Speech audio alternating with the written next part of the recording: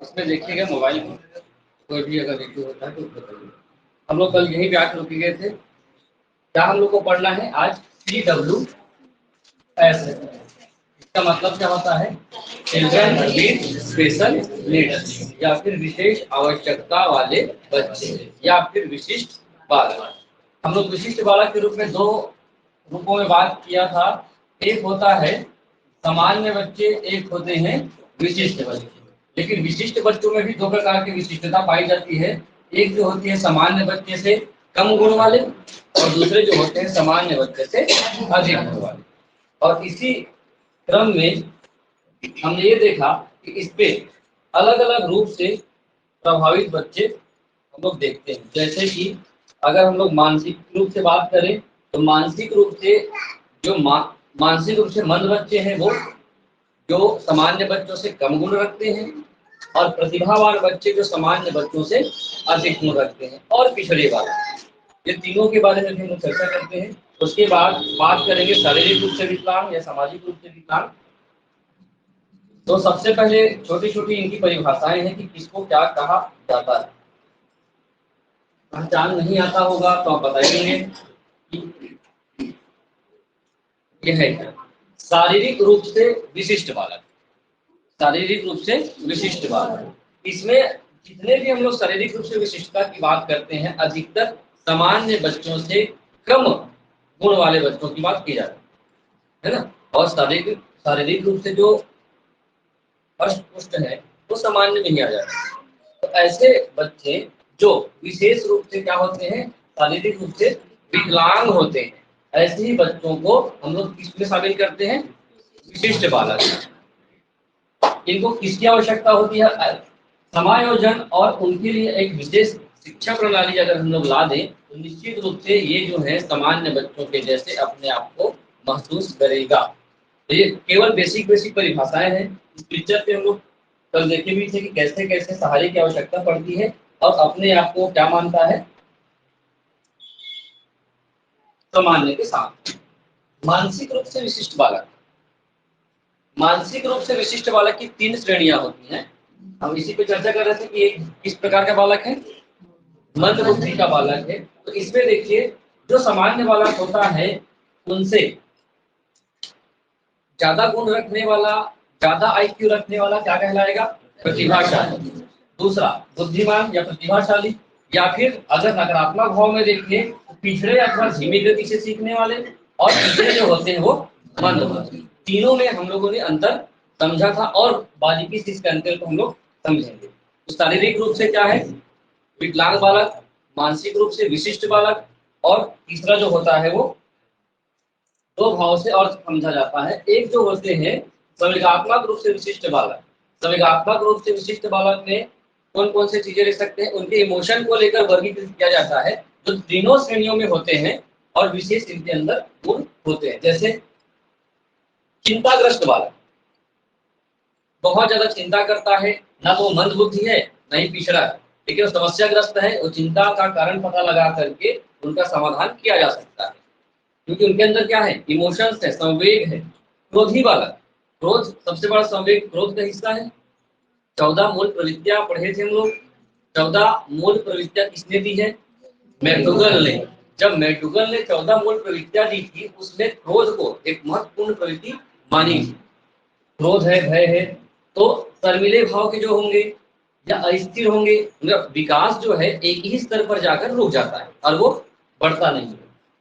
चौथा जो श्रेणी वर्गीकरण किया गया है, जब अस्थिर का मतलब है कि उनका मन क्या होता है? एक ही जगह पर नहीं रहता, चंचल बोल सकते हैं, चंचल स्वभाव है। और ये ऐसे बच्चे जो होते हैं कक्षा में बहुत शरारती करते हैं, है ना, बता रहे एक दूसरे को क्या कर देंगे, परेशान करते हैं, मारते हैं, पीटते हैं। तो ऐसे बच्चे क्या होते हैं? अब उनके डेवलपमेंट क्या होता है, रुक जाता है, लेकिन वो अपने आप में क्या रहता है, वो चंचल प्रवृत्ति का होता है, मानसिक रूप से स्थिर या इमोशन के रूप में अस्थिरता। सोशल रूप से विशिष्ट बालक, सोशल रूप में इनका सीधा संबंध समाज और समाज के प्रतिमान से, समाज के नियमों को लेकर के है। जब भी हम लोग बच्चों की बात करेंगे तो ऐसे बालक जो क्या है, चोरी करने वाले हैं, ऐसे बालक जो झूठ बोलने वाले हैं, ऐसे बालक जो मादक द्रव्यों का सेवन करते हैं या अपराधी हैं या वंचित हैं, सभी बच्चे समाज से जुड़े हुए हैं। जब समाज से जुड़े हुए हैं तो सीधा सीधा कौन से रूप में विशिष्ट बालक है, सामाजिक रूप से विशिष्ट बालक। इनका हम लोग अब क्या करेंगे, एक एक करके डिटेल देखेंगे।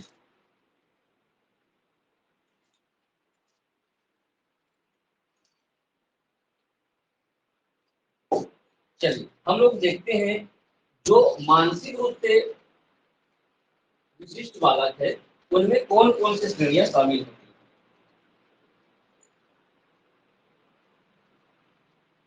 आप लोगों को एक चित्र दिख रहा होगा, बहुत सुंदर बुद्धिमान जैसे दिख रहा है, लेकिन मैं डाल दिया वैसे फोटो को कि आप लोग समझ सको या मान लो कि बुद्धिमान बालक है या प्रतिभाशाली। नाम में ही प्रतिभा है। ऐसे जितने भी बालक होते हैं प्रतिभाशाली बालक, तो कंपेयर क्या करना है आपको, एक बच्चा होगा जो सामान्य बुद्धि का होगा, उनका आईक्यू लेवल 90 से 110 के भीतर होता है, सीखने का, समझने का, हर प्रकार के कार्यों को करने का जो उनकी गति होगी वो सामान्य बच्चों के या मनोवैज्ञानिकों के द्वारा तय किए गए मापदंड के बराबर चलते हैं। लेकिन उसी बीच हम देखते हैं कि कुछ बच्चे जो होते हैं वो अपने उम्र के हिसाब से, अपने आयु के हिसाब से या कक्षा के हिसाब से वो बहुत ज्यादा आगे रहते हैं। जैसे एक उदाहरण आप लोगों को एक बार बताया था गणित के लिए, कौन, रामानुजन, है ना। रामानुजन गणित के लिए बहुत क्या थे, ललायत रहते थे और हमेशा अपने कक्षा को छोड़कर 4 कक्षा आगे की गणित वो बनाते थे। प्रतिभाशाली बालक का जो डेफिनेशन है वो अलग अलग मनोवैज्ञानिकों ने अलग अलग ढंग से किया है, लेकिन उनका मतलब क्या होता है, सेम ही है। क्या होगा इनका भाव, कोई बालक सामान्य बालक की अपेक्षा ज्यादा नॉलेज रखेगा या उनके द्वारा कार्य जो होगा वो उनसे बहुत ज्यादा गति से कर सकता है, वो क्या होगा, प्रतिभाशाली बालक। और लेकिन मनोवैज्ञानिक कहते भी हैं कि जरूरी नहीं कि हर घर में प्रतिभाशाली बालक निकले, ये बहुत कम होते हैं जो अपने बीच के लोगों के अंदर वो निकल कर आते हैं। कई लोग शुरू से होशियार रहते हैं, आगे जाते जाते हैं फिर उनकी होशियारी कम हो जाती है, प्रतिभा कम हो जाता है, कारण होता है वातावरण। तो इनका मानना है कि पूरे समाज सोसाइटी में 1% बच्चे ही ऐसे होते हैं जिनके अंदर कुछ विशिष्ट प्रतिभा होती है और उसी विशिष्ट प्रतिभा के कारण ही उनको बुद्धिमान वर्ग में रखा जाता है। ये कौन कहता है, स्किनर और हैरीमेन। स्किनर याद रहेगा, स्किनर याद रहेगा, कृष्णकांत स्किनर ने कौन सा सिद्धांत दिया है, सीखने के क्रम में कौन सा सिद्धांत दिया है, कृष्णकांत कौन है, सीखने का कौन सा सिद्धांत, तो गेट ऑन कर दो,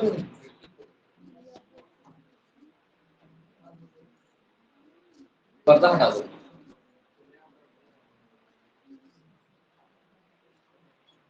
चलिए, तो दूसरा जो है प्रो कहते हैं, प्रो एंड प्रो भी मनोवैज्ञानिक हैं। उनका मानना क्या है, उनका मानना है कि जो प्रतिभाशाली बच्चे होते हैं उनके अंदर 2 प्रकार की क्वालिटी होती है। पहली क्वालिटी ये है कि उनका आईक्यू को लेकर के, बुद्धि लब्धि को लेकर के कहा जाता है कि कम से कम कितने हो उनकी बुद्धि लब्धि, 130 से 170 तक आईक्यू लेवल उनका जब पार हो जाता है तब हम लोग मानते हैं कि वो क्या है, प्रतिभाशाली। दूसरा, वैसे बालक को भी प्रतिभाशाली माना जाएगा जो अलग अलग संकाय को लेकर बात करें, चाहे कला की बात हो, गणित की बात हो, संगीत, अभिनय आदि जितने भी क्षेत्र में उनका जो योगदान रहेगा वो अन्य बच्चों की तुलना में ज्यादा रहेगी। तो इसको भी हम लोग किसमें लेंगे, ये चीजें अगर कर रही है तो उनके अंदर प्रतिभा ज्यादा है और ऐसे बच्चे प्रतिभाशाली बच्चों के अंदर आएंगे। तो अब बताइए, एक कक्षा में आप देखते हो और आप टीचर हो और कक्षा में आप टीचिंग करा रहे हो और आप देखते हो कि 20-25 बच्चों की कक्षा है, उसमें आपको 2 बच्चे ऐसे दिखते हैं जिनके अंदर विशेष प्रतिभा है ना, विशेष प्रतिभा है।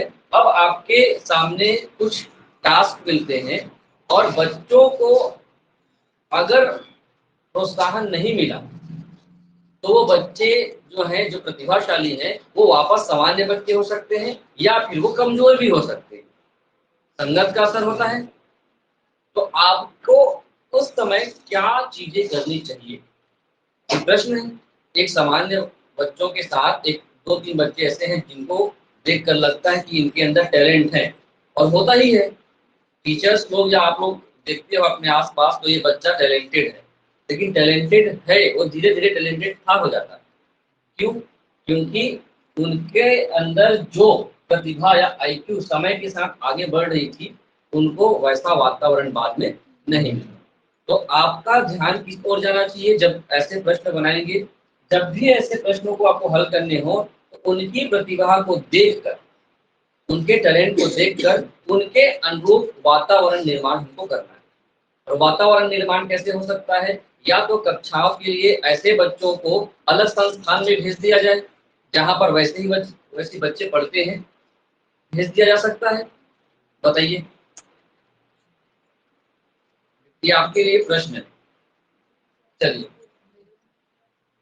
जब आपको लगता है कि कक्षा में 20 बच्चे हैं, क्योंकि आप लोगों का अभिमत अलग अलग आया, 20 बच्चे हैं और 20 में 2 बच्चे टैलेंटेड हैं और ऐसी संस्थान है या ऐसे जगह पर काम चल रहा है जहां उनकी प्रतिभा का सम्मान हो सकता है और वहां से बहुत आगे जा सकता है।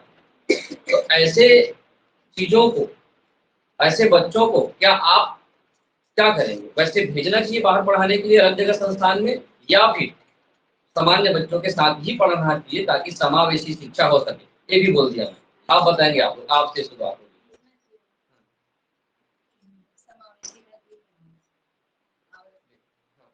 समाज को देखते हुए उसके आईक्यू लेवल के लिए उसको अलग से शिक्षा के लिए भेजना भी चाहिए। दोनों बातें हो गई, भेजना भी चाहिए बोल रहे हो और रहना भी चाहिए। समावेशी शिक्षा का अर्थ अलग है।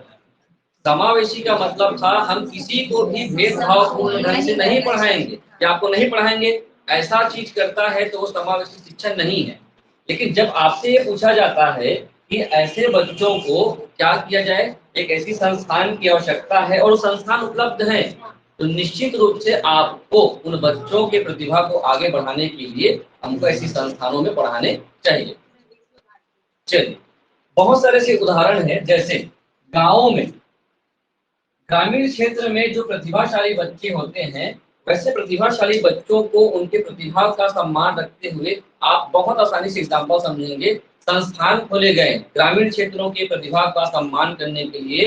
1986 में द्वितीय जो शिक्षा नीति आई थी, उसमें जवाहर नवोदय विद्यालय खोला गया।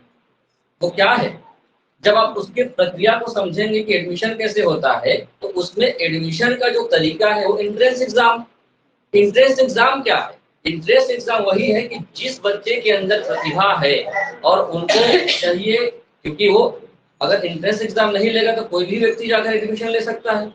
और उनका जो उद्देश्य था नवोदय विद्यालय संचालित करने का, ग्रामीण क्षेत्र में बच्चे जो रह रहे हैं जिनके अंदर विशेष प्रतिभा है, उनको ला करके एक क्या देना, उचित वातावरण देना और आगे बढ़ने के लिए प्रेरित करना, ये उनका उद्देश्य था। और उसमें भी ग्रामीण क्षेत्र के 75% बच्चे लिए जाते हैं और अर्बन क्षेत्र के मात्र 25। तो 80 सीट है तो 60-20, इस टाइप से। तो आप समझिए रहे इसमें, जब भी पूछा जाए कि प्रतिभाशाली बच्चों के लिए विशेष संस्थान या विशेष शिक्षा की आवश्यकता है, तो आप कभी भी ये मत समझिएगा कि उनको नहीं भेजना चाहिए, नहीं तो समावेशी शिक्षा गड़बड़ हो जाएगा। वो अलग कॉन्सेप्ट है समावेशी शिक्षा। समावेशी शिक्षा में जब हम पढ़ाते हैं तो कभी भी आप एसटी हो, एससी हो, गरीब हो, अमीर हो, ये चीज नहीं करना ही समावेशी शिक्षा है। उसमें मंद बुद्धि सामान्य सीखने वाले प्रतिभाशाली वाले बच्चों को लेकर के कोई भेदभाव नहीं किया जाता, सबको एक ही जगह पढ़ाया जाएगा। लेकिन जब उनको आगे बढ़ाने की बात हो, चाहे वो मंद बुद्धि हो, तो उनके लिए भी विशेष संस्थान अगर है, उनको विशेष संस्थान में भेजा जाए। उनसे पढ़ने के लिए तो वंचित नहीं किया जा रहा है ना, समझ रहे उसको? चलिए, और बहुत सारे ऐसे संस्थाएं हैं। अब देखिए, जब आप प्रतिभाशाली बालक की बात करते हैं तो उसके अंदर क्या क्या ऐसे विशेष गुण या योग्यताएं होती हैं, विशेषताएं होती हैं, जो एक करके है एक्सप्लेन करने की आवश्यकता नहीं है, पॉइंट टू पॉइंट है। उनके पास बहुत सारे ऐसे विशाल क्या होते हैं, डिक्शनरी होती है, शब्दकोश होते हैं, जो फटाफट उत्तर बताने में सहायता करती है, और जो भी संक्रिया वो करती है बहुत बाकी बच्चों की तुलना में तीव्रता से करती है। उनके जो काम करने के तरीके हैं, जो दैनिक शेड्यूल जो होते हैं हर बच्चों का, बाकी बच्चों की तुलना में होमवर्क कंप्लीट कर लेना टाइम में, जैसे दैनिक क्रिया है, दैनिक के अंदर नहाना, खाना, आना जाना, जो टाइम के लिए भी अगर कहा जाए तो टाइम मैनेजमेंट उनके पास होती है। सामान्य रूप से जीएस के प्रति भी इनकी जानकारी अच्छी होती है। सामान्य ज्ञान की बात करें तो सामान्य ज्ञान में भी वो क्या होते हैं, बाकी बच्चों की तुलना में श्रेष्ठ होते हैं। तो दूसरा चीज, जितने भी पॉइंट्स आएंगे, ये पॉइंट्स किस रूप में रहेंगे, पॉजिटिव के रूप में रहेंगे। तो दुनिया भर का ज्ञान बाकी बच्चों की तुलना में ज्यादा है, वो क्या है, प्रतिभाशाली है।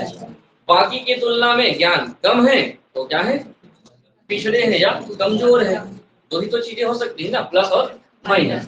तो जो अध्ययन के क्षेत्र में क्या है, अद्वितीय सफलता पाते हैं, एक्स्ट्रा ऑर्डिनरी जो सक्सेस है वो मिलता है, A++ वाले बच्चे जो, और अमूर्त विषयों में भी रुचि होती है।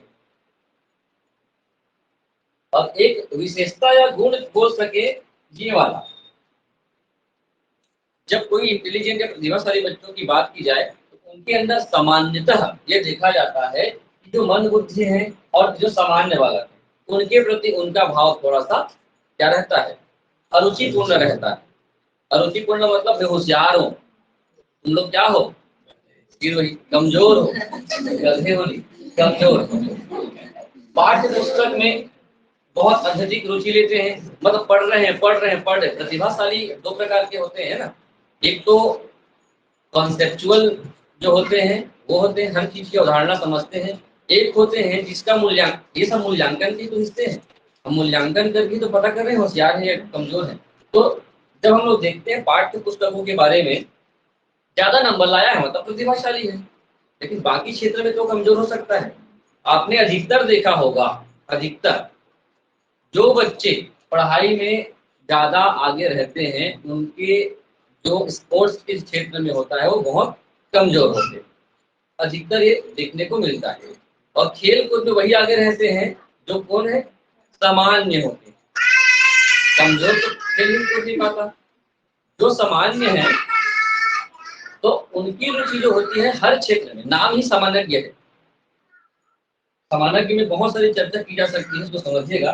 सामान्य मतलब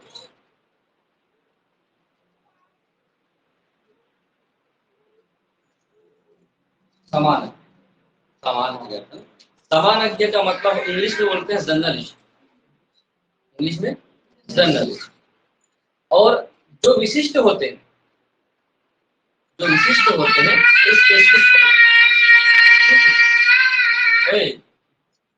एक होते हैं जर्नलिस्ट, एक होते हैं स्पेशलिस्ट। स्पेशलिस्ट की विशेषता ये होती है कि वो किसी विषय पर इतनी ज्यादा जानकारी रखते हैं कि उनसे ज्यादा किसी भी प्रकार की कोई अन्य व्यक्ति नहीं रखते। जैसे डॉक्टर, हड्डी का डॉक्टर है ना, आर्थ स्पेशलिस्ट, तो हड्डी रोग विशेषज्ञ, तो उनको उसके बारे में क्या है, नॉलेज है। उनके पास चले जाओ, मेरा दांत दर्द कर रहा है, तो वो क्या इलाज कर पाएगा, हथौड़ा लेके तोड़ देगा, परमानेंट इलाज कर सकता है। तो कहने का मतलब है विशिष्टता लेकर जो काम करते हैं विशिष्ट, लेकिन जिनको सबकी जानकारी होती है, लेकिन इतनी जानकारी रहती है कि वो अपना काम बना सके, वो कहलाते हैं सामान्य। कभी भी विशेषज्ञ बनने का प्रयास नहीं करिए, आप सामान्य बनिए, और आपको हर बिंदु में आपकी जो समझ है वो होनी चाहिए, है ना। और ये चीज लेता है प्रशासन, यूपीएससी, एनडीपीएससी, उनके जो सिलेबस जो होते हैं, हर विषय को पढ़ना पड़ता है और हर विषय में आपकी पकड़ होनी चाहिए। लेकिन प्रोफेसर की बात करें तो एक विषय को लेकर आगे बढ़ोगे और एक ही विषय का ज्ञान रखोगे, है ना। इतिहास जो प्रोफेसर है उनको बोल दो साइंस पढ़ाने, नहीं पढ़ा पाएगा। तो जब विशिष्ट बच्चों की बात आती है तो पाठ्य विषयों में उनको अधिक रुचि और उसी क्षेत्र में वो आगे चला जाता है।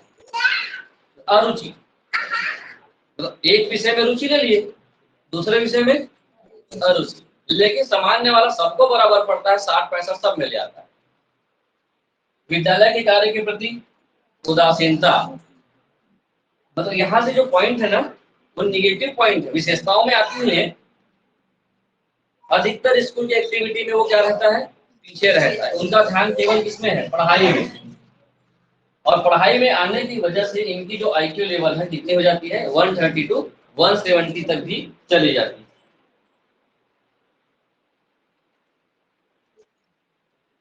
तो अब ऐसे बच्चे आपके पास उपलब्ध हैं और आपसे कहा जाए कि इनको कैसे पढ़ाएं भाई,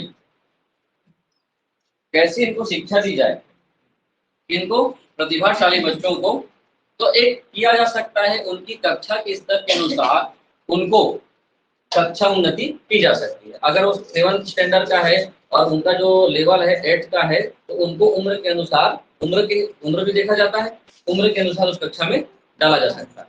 ऐसी कौन सी अवस्था है जिस अवस्था तक बच्चे के स्तर के अनुसार उनको किसी भी कक्षा में डाल दिया जा सकता है, पता है? 14। शिक्षा के अधिकार के तहत किसी भी प्रकार के बच्चों की अगर आयु उस अनुरूप है और उनका जो प्रतिभा है उस अनुरूप है तो उनको कक्षा उन्नति दे दी जा सकती है।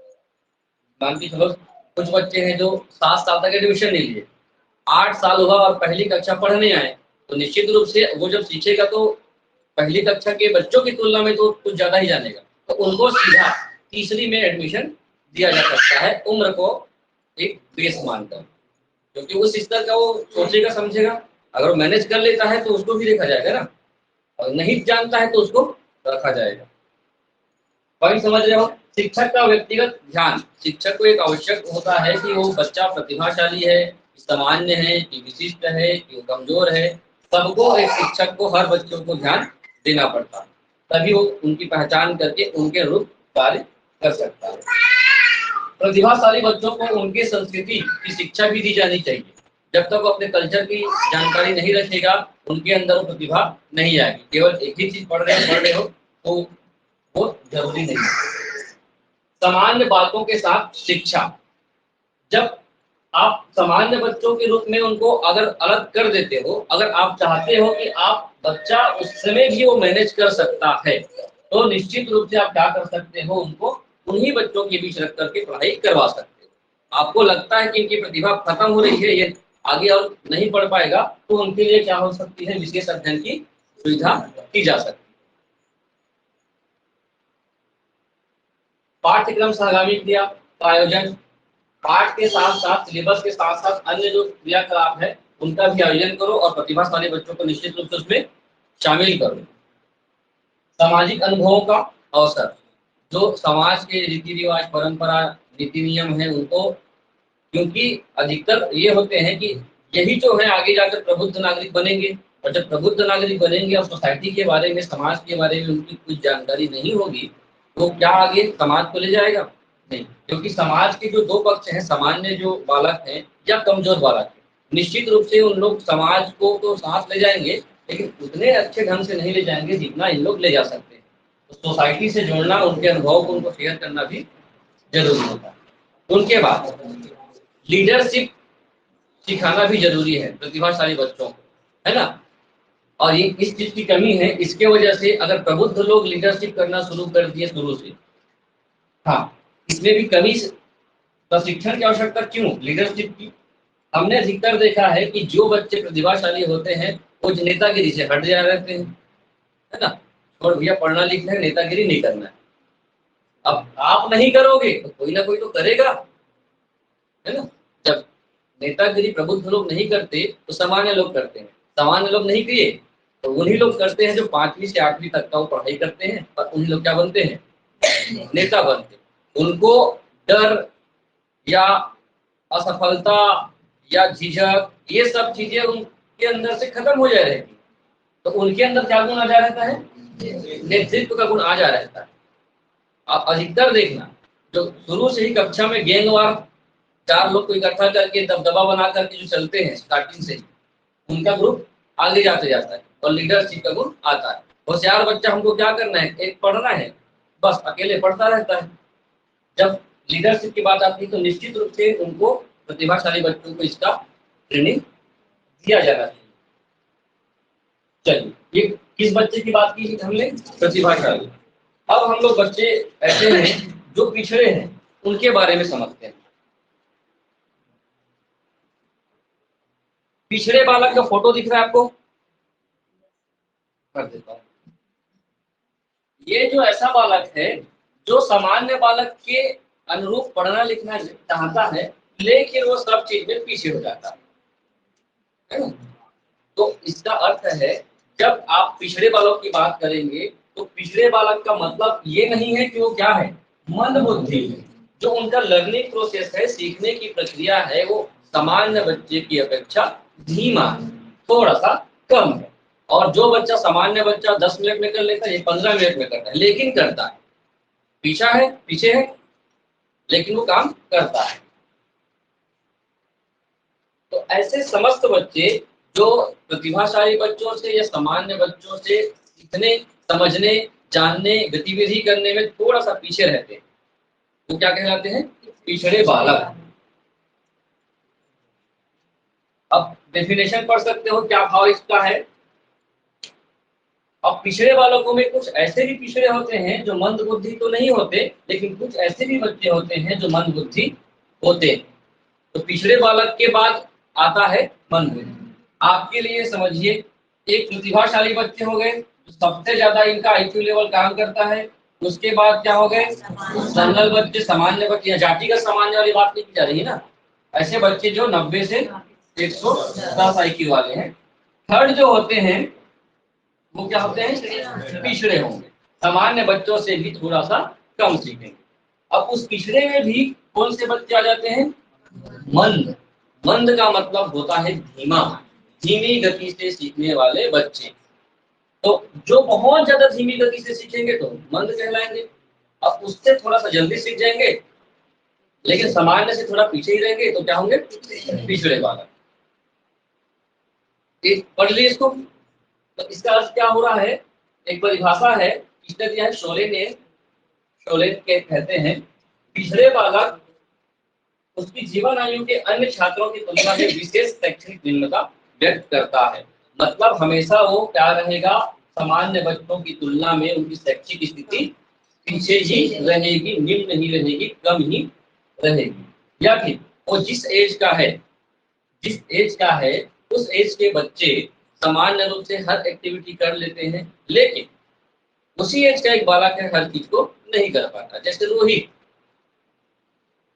कौन, कोई मिल गया, ठीक है, रोहित मतलब कोई मिल गया। एग्जाम्पल ढूंढना पड़ता है मतलब। अब किस रोहित की बात कर रहे थे, अभी आया नहीं है, आते हैं, वो पिछड़ा नहीं है, वही जो आता है। तो उसमें आप देखिए, आप सभी ने पिक्चर देखी है, देखिए लूसी पिक्चर कल नहीं देखे हो, गुठली तो देखे होंगे, नहीं देखे हो, याद ही नहीं आता है। तो उसमें जो रहता है बालक, कोई मिल गया का जो रोहित होता है, वो किस श्रेणी का है, वो पिछड़ा बालक। अपने आयु के बच्चों के अनुसार वो मैनेज नहीं कर पाता, तो अपने जो उसका लेवल था, उसका लेवल उनसे 10 साल 5 साल छोटे बच्चों के स्तर के उनका नॉलेज था, तो उनके साथ वो रहता था, क्योंकि वो उनके बराबर अपने आईक्यू को समझता था। ठीक है, चलिए अब विशेषता देखिए रोहित की। अब उसी को मान लीजिए, अब केवल अब ध्यान लगाइए, उसी को इमेजिन करिए, किसको, कोई मिल गया कि ऋतिक रोशन की, है ना। तो उनके अंदर क्या है भाई, सीखने की धीमी गति। जीवन में वो हर बार सोचता है कि सब कर लेते हैं और मुझे नहीं आता या मैं नहीं कर पाता। हर बच्चों के भीतर ये चीजें आती हैं, और वो जब इस प्रकार की गुण उनके अंदर जब आ जाता है, जीवन में निराशा का अनुभव करता है, तो वो सभी चीजों को इस रूप में कार्य करने का प्रयास करता है, समाज विरोधी कार्य, है ना। समाज में जो प्रतिमान नियम बनाए गए थे उन नियमों को अवहेलना करते जाता है और इसके वजह से फिर उनके व्यवहार में क्या आता है, बदलाव आता है। व्यवहार में बदलाव का मतलब है कि सामान्य बच्चे जो होते हैं वो हंसी खुशी हर काम को उनके एज के हिसाब से हो रहा है और उनके बाद अगर उनको पता चलता है कि मेरा सीखने की जो गति है, लर्निंग प्रोसेस है वो कम है, तो उनके व्यवहार में क्या होगा, चेंजेस आते जाएगा और अपने आप को कुंठित महसूस करते जाता है। और चौथा क्या है, जो बच्चे इस एज में जो गुड क्वालिटी होनी चाहिए उसकी तुलना में उनके अंदर जो शैक्षिक उपलब्धि होनी चाहिए थी वो नहीं हो पाता। और सामान्य विद्यालय में जो सिलेबस है, पाठ्यक्रम है, उसको लाभ उठाने में भी क्या होता है, असमर्थ होता है। जितने भी पॉइंट हो ना, ये सब ऐसे पॉइंट है जिसको आपको और डबल सोचना नहीं है। जैसे आप लोग सिद्धांत सोच रहे, जो है वो है, और उनको जब पढ़ाया लिखाया जाता है तो जो पद्धतियां या जो नियम कानून बना कर बता दिया जाता है टीचर द्वारा, उसको भी वो स्वीकार करने या ग्रहण करने में क्या होता है, विफल होता है। क्योंकि शिक्षक जब पढ़ाता है तो सबको एक बराबर मान करके एक ही नियम, एक ही सिद्धांत, एक ही शिक्षण पद्धति का पालन करता है। जब ऐसे होते हैं तो कुछ बच्चों को लेकर के निश्चित रूप से हमको शिक्षण विधि में परिवर्तन की आवश्यकता होनी चाहिए। जो नहीं हो पाता तो ऐसे बच्चे फिर पीछे होते जाते हैं। उसके बाद वो ना ही लिखेगा ना ही बनाएगा, समझ नहीं आ रहा है क्या कर सकता है वो, है ना?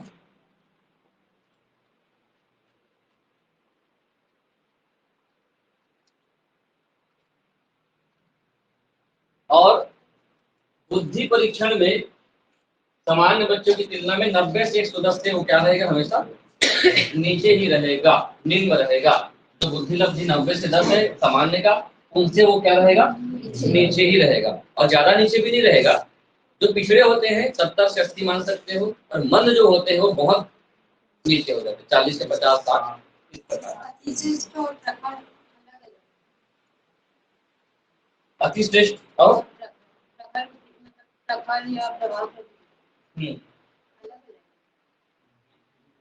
अति श्रेष्ठ प्रतिभाशाली और सामान्य सामान्य और मंद मंद। अति से प्रखर और श्रेष्ठ बुद्धि तीनों एक ही है। प्रखर बुद्धि नहीं आता सर, एक अलग, इसलिए बता रहे हैं तीनों के रूप में, उसमें फिर अलग अलग आते हैं, फिर और बटा हुआ है सृजनशील, प्रखर, तेज बुद्धि, श्रेष्ठ बुद्धि, अति श्रेष्ठ बुद्धि। इनका जो मानक है ना, इनका मानक आईक्यू को लेकर के, जब आईक्यू लेवल धीरे धीरे बढ़ते जाता है तो उनके बाद सबसे जो हाई आईक्यू लेवल है उसको कहा जाता है अति श्रेष्ठ। इसके बाद और कुछ नहीं, ठीक है। अति श्रेष्ठ, उससे पहले श्रेष्ठ, उससे पहले प्रतिभाशाली, ऐसे करके फिर नीचे आते जाते हैं। तो मैं रेंज जो बताया था 130 टू 170, तो अति श्रेष्ठ 170 जाएगा, है ना, उससे श्रेष्ठ कुछ नहीं।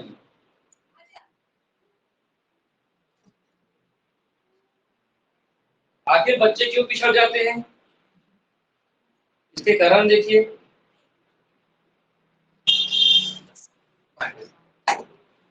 पहला तो सामान्य रूप से सामान्य से कम शारीरिक विकास, ये दो चीजों पर डिपेंड करता है। पहला तो आनुवंशिक कारणों से, दूसरा वातावरणीय कारणों से। इन दोनों कारणों से बच्चे का जो है फिजिकल डेवलपमेंट नहीं हो पाता। अब जब कई बच्चे फिजिकल डेवलपमेंट कम होता है तो वो ठीक है, लेकिन कुछ बच्चों के अंदर इसी बीच क्या आ जाता है, शारीरिक दोष उत्पन्न हो जाता है। कुछ बच्चे जन्मजात किसी भी बीमारी से ग्रस्त हो जाते हैं, तब ऐसी स्थिति में वो पिछड़ेपन का शिकार होते हैं या मंद बुद्धि के शिकार हो जाते हैं। परिवार में निर्धनता, निर्धनता का सीधा सीधा प्रभाव है उनके पोषण पर। गरीब परिवार के जो बच्चे हैं, जो जिनके माता पिता उनके भोजन को, उनके हर स्तर के पोषण को ध्यान नहीं देगा, निश्चित रूप से बालक क्या होगा, मानसिक रूप से भी वो विकास नहीं कर पाएगा। और बड़े परिवार में भी ये चीजें देखने को मिलती है। पहचाना है बड़े परिवार, बड़े परिवार का मतलब है कि एक परिवार में कितने बच्चे हैं, 4 से 5 बच्चे हैं और 4-5 बच्चे का जो एज डिफरेंस है 1 साल 1 साल 1 साल 1 साल इस प्रकार से है, तो निश्चित रूप से 2-3 कारणों से प्रभाव होगा। एक तो फिर से पोषण का अभाव, है ना? और लगातार जो गैप है ना? एक दो बच्चों के बीच में जो अंतराल होना चाहिए जिससे बच्चों का पोषण हो सकता है बेहतर, वो मानक अंतराल 3 साल का होता है और इस बीच में ये अंतराल कम है, तो बच्चों के पोषण पर भी, चाहे वो गर्भावस्था की बात की जाए या जन्म के बाद की बात की जाए, दोनों स्तर पर बच्चे पिछड़ेपन का शिकार होंगे। और तीसरा, पढ़े लिखे नहीं है तो उनके पोषण को लेकर के, उनके विकास को लेकर के जानकारी है नहीं, तो इसमें भी वो बच्चा क्या हो जाता है, पिछड़े रहता है। पिछड़ेपन या शैक्षिक मंदता का कारण है, ये किसी भी प्रकार की मानसिक मंदता की नहीं बात कर रहे हैं ना, शैक्षिक मंदता, और मानसिक मंदता भी शैक्षिक मंदता ही है। जब बुद्धि काम नहीं करता है तो आप शैक्षिक रूप से पीछे ही रहोगे। समझ में आ रहा है ना? बातें जल्दी जल्दी मैं कर रहा हूँ इसलिए क्योंकि आप लोग इसके बारे में समझ सकते हैं। अब किसी भी बच्चे का जो पिछड़ापन है उसको हम कैसे दूर कर सकते हैं?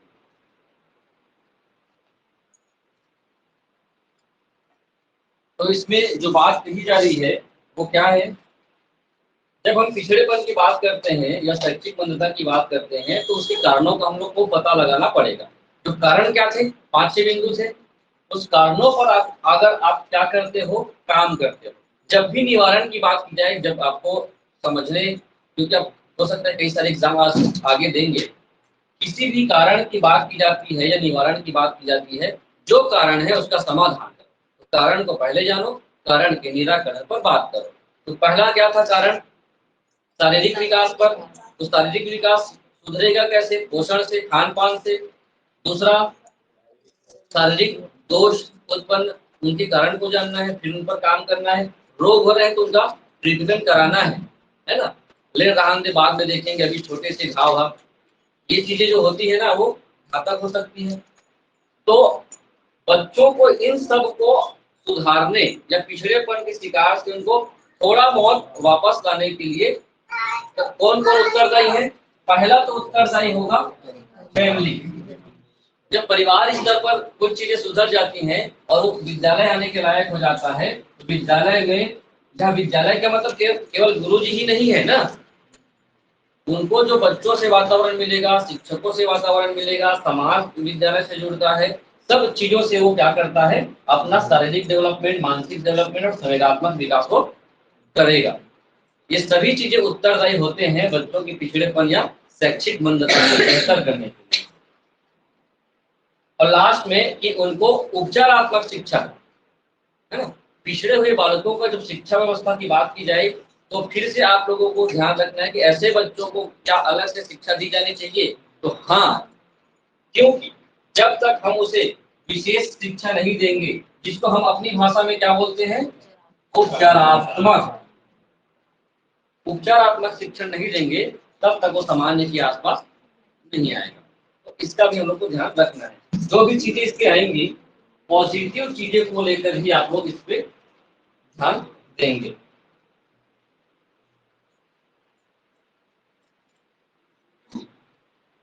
ये मैं डाल दिया हूँ और ज्यादा एडवांस, ताकि आप लोग इसको पढ़ करके और बेहतर ढंग से समझ सके। मैं कंटेंट ज्यादा देने का प्रयास किया हूँ क्योंकि जितना बताता हूँ तो ठीक है, समझ में आ गया, लेकिन ये चीजें हो सकती है पेपर में आपको कहीं कहीं टकरा जाए।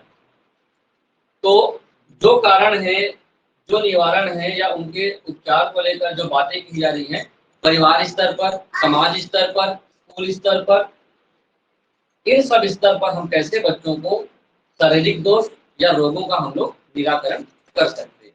तो ये मिलेगा आप लोगों को, उसको पढ़ लेंगे। पढ़ना है, आप इसको पढ़िए एक बार, जल्दी जल्दी पढ़ सकते हो। जो पॉइंट समझ नहीं आता उसको बताइए, और जो निगेटिव बातें होंगी उसको भी देखिए, ये नहीं करना चाहिए।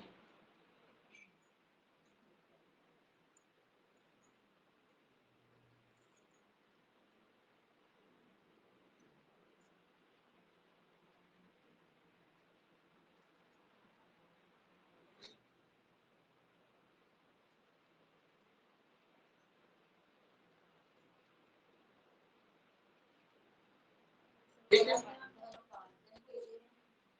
कौन सा नंबर पॉइंट बताइए पढ़ के।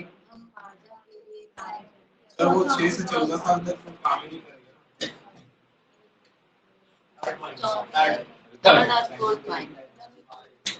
उपार्जन के लिए सर, अनिवार्य शिक्षा प्राप्त करने के नीचे ये लिखा हुआ है, हाँ। धनोपार्जन के लिए कार्य करने पर वैधानिक प्रतिबंध।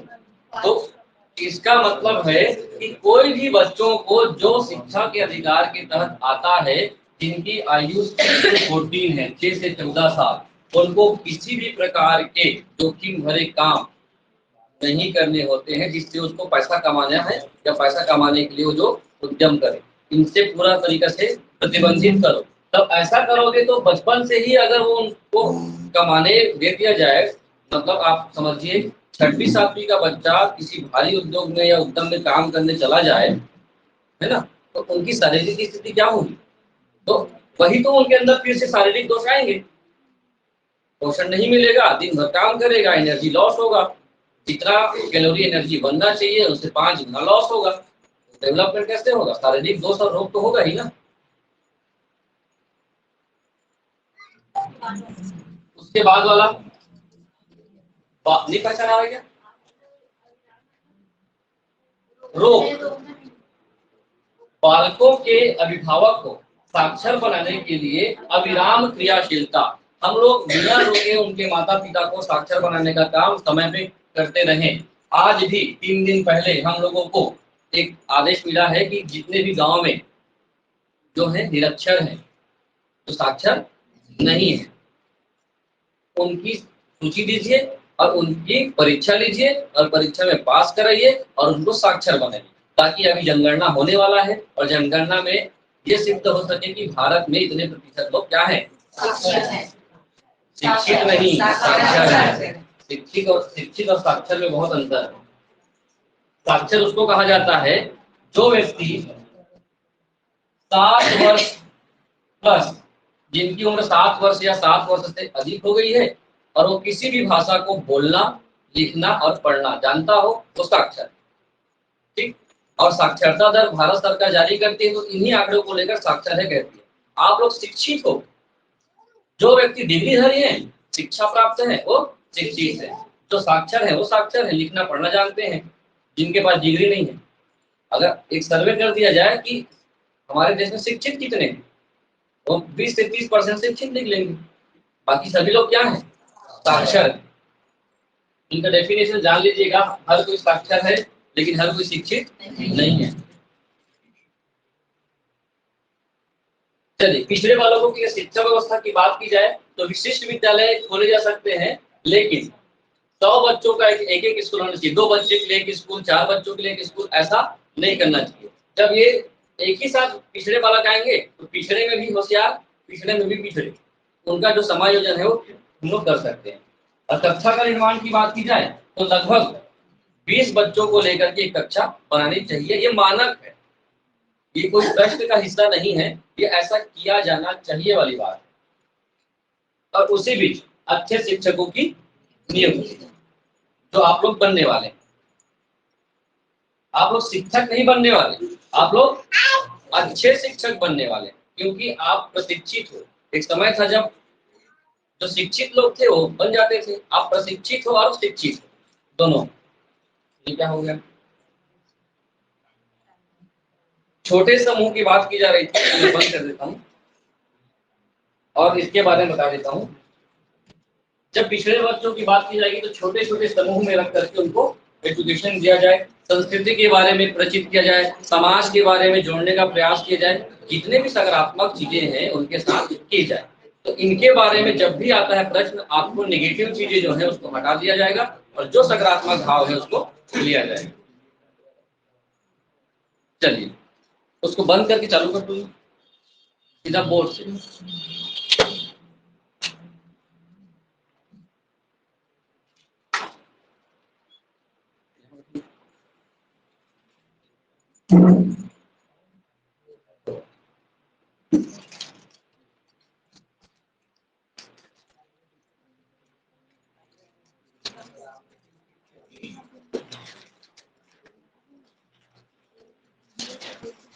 अगला है मंद बुद्धि के बारे में चर्चा हम लोग करेंगे।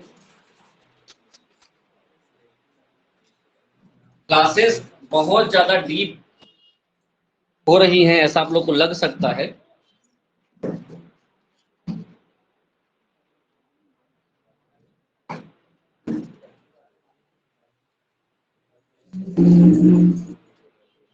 मंद बुद्धि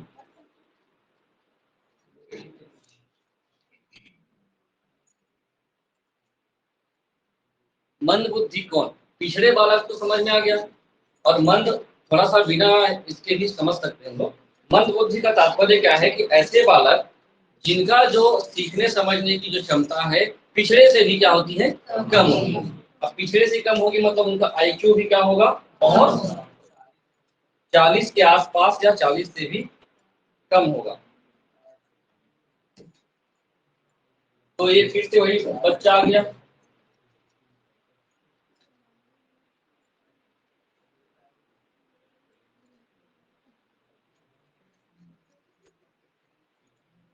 मैंने स्किनर के बारे में पूछा, कोई बताया ही नहीं। क्रिया कठोर अनुबंधन।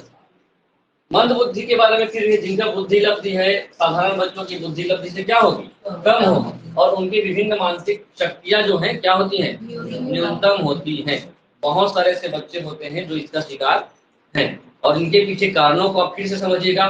पोषण की कमी या गर्भावस्था में ही उनके साथ मानसिक मंदता। और ये चीजें आपने देखा होगा, एक प्रचलन है, दोष है, जिसको कहा जाता है कि कुछ बच्चों में जो गर्भवती माता है उनके बारे में कहा जाता है कि जो ग्रहण होता है उस ग्रहण में नहीं निकलना चाहिए, तो दोष लगता है। वो अलग चीजें हैं, वो वैज्ञानिक पद्धति का हिस्सा नहीं है। जब मन बुद्धि की बात करते हैं तो स्किनर ने इसको अलग अलग नाम से फिर बताया। पहला तो मेंटली रिटायर्ड, फिर मेंटली डिफिशिएंट, जो क्या कहते हैं, अल्प बुद्धि, या फिर विकल बुद्धि मतलब हैंडीकैप, और अगला तो लर्नर, धीमी गति से सीखने वाले। सभी को हम लोग किस श्रेणी में रखेंगे, मानसिक मंदता के, या पिछड़े हुए या बैकवर्ड बालक, या फिर डल बालक, जिसको मूढ़ कहा जाता है। मूर्ख नहीं, मूढ़, जड़ बुद्धि।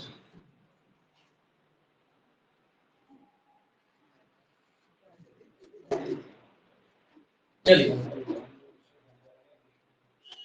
डल होता है मतलब सीखने की गति उनकी बाकी की तुलना में धीमी होती है।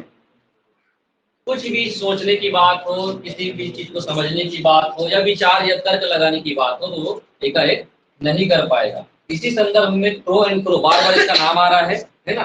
प्रो का मतलब कौवा नहीं है, ये मनोवैज्ञानिक का नाम है। ये क्या कहता है, आईक्यू क्या होगा, 70 से कम होगा। स्किनर भी क्या कहते हैं, जो भी काम उनको दिया जाता है अपना टास्क सामान्य बुद्धि की तुलना में नहीं कर पाता, पूरा नहीं कर पाता, तो ऐसे बच्चों को हम लोग क्या बोल सकते हैं, मंद बुद्धि बालक कह सकते हैं।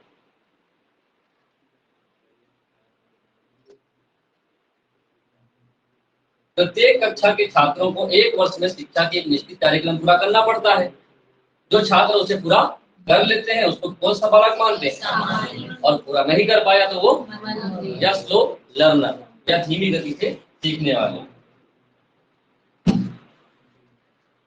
अब देखिए क्या विशेषता होती है, क्या ऐसा हम लोग देखते हैं कि उनको हम लोग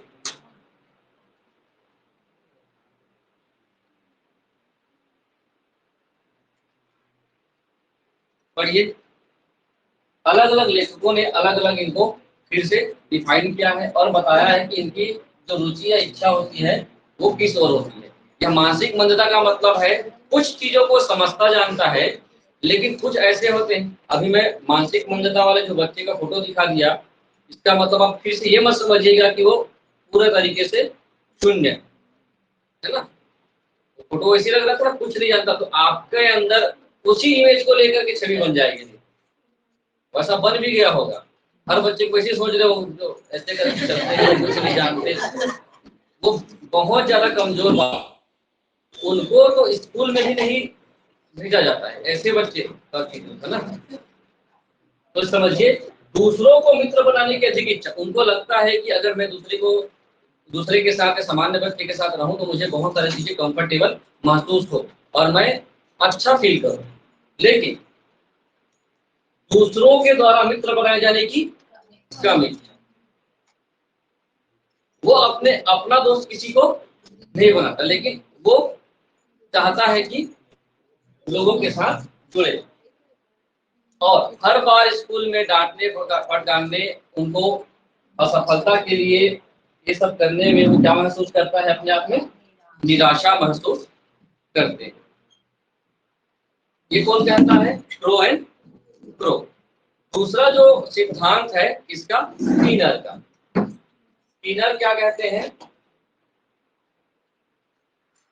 जब उनको पढ़ाया लिखाया जाता है, स्किनर कहते हैं, पढ़ाया लिखाया जाता है तो बहुत सारे नई परिस्थितियां उत्पन्न होती है।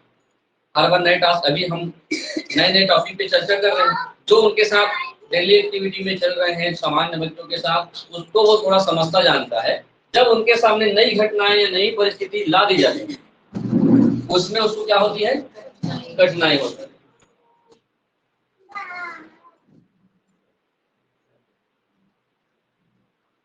और दूसरों की चिंता ना करने के बजाय वो अपने आप की चिंता करते हैं। बहुत डिस्टर्बेंस हो रहा है, लग रहा है।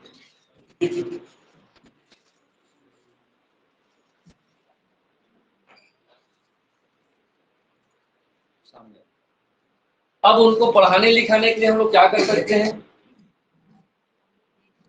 एक प्रोग्राम चलाया जा सकता है कि वो अपनी देखभाल खुद करे, क्योंकि अब वो फोटो वाला सीन आ सकता है कि कुछ ऐसे बच्चे होते हैं जिनका IQ 70 तो छोड़ो 40-30 के आसपास होता है, वो एक्टिविटी में शामिल नहीं हो सकता, ना वो कपड़े पहन सकता है, ना ही वो नहा सकता है, ना ही कुछ कर सकता है, बहुत ज्यादा मंदबुद्धि के हैं। तो उनके लिए क्या है, उनको थोड़ा सा क्या करें हम लोग, प्रशिक्षण दें ताकि वो थोड़ी बहुत एक्टिविटी में शामिल हो सके समाज के साथ, क्योंकि वो अपने आप को परिवार के अलावा किसी दूसरे से वो अलग ही महसूस करता है।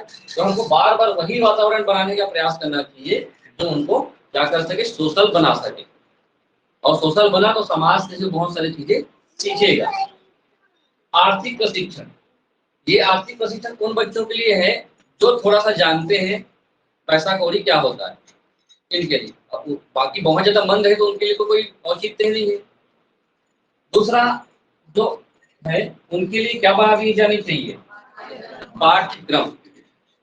मंद बुद्धि के लिए निश्चित रूप से एक पाठ्यक्रम होना चाहिए, और ताकि सीखने का जो उनका स्तर है, लेवल है, बहुत कम है।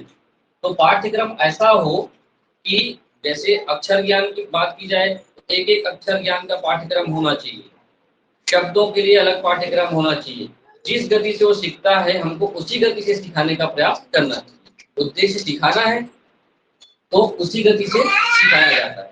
जैसे अभी भी सिलेबस जो बनता है, पाठ्यक्रम बनता है, अगर आप लोग देखें पहली का पाठ्यक्रम या दूसरी का पाठ्यक्रम, बहुत लोगों ने देखा होगा, आप लोग टीचिंग करने भी जाते रहे होंगे तो पुस्तक देखते होंगे, पहली के जितने भी पाठ्यक्रम है उसमें पूरे तरीके से बच्चों को अक्षर ज्ञान को लेकर के ही काम किया जाता है।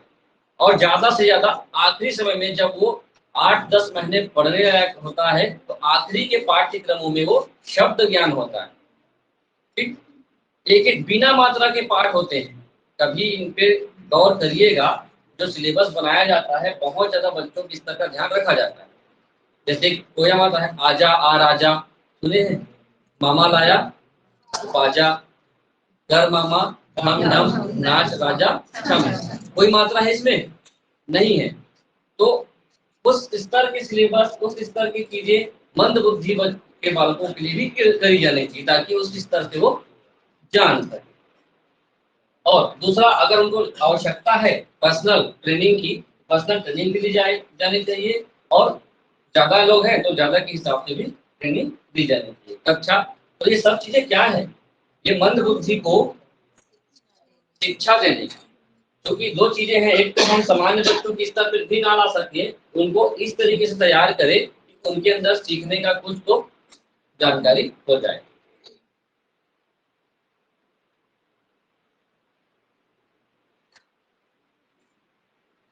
अभी किसके लिए है भाई? एक शिक्षक के लिए ऐसे क्या क्या गुण होने चाहिए जो मंद बालक या पिछड़े हुए बालकों को लेकर के वो काम कर सके। पढ़िए इसको फिर से मैं बोलता हूँ। यहाँ पे जो भी पॉइंट समझ नहीं आते हैं वो बताइए। शिक्षक की क्या भूमिका होनी चाहिए? पहला पॉइंट, बालकों का सम्मान करना चाहिए। ये जो पॉइंट है ना, ये एक एक 1 2 3 4 के क्रम में आ सकते हैं।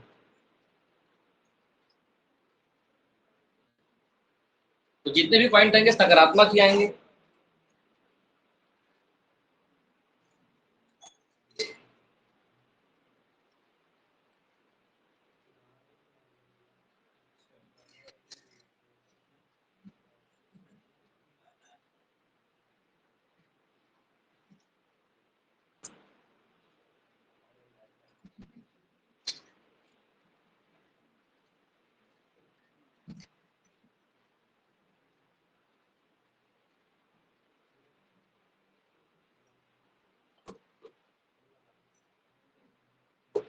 पूरा ठीक है ना? क्लियर?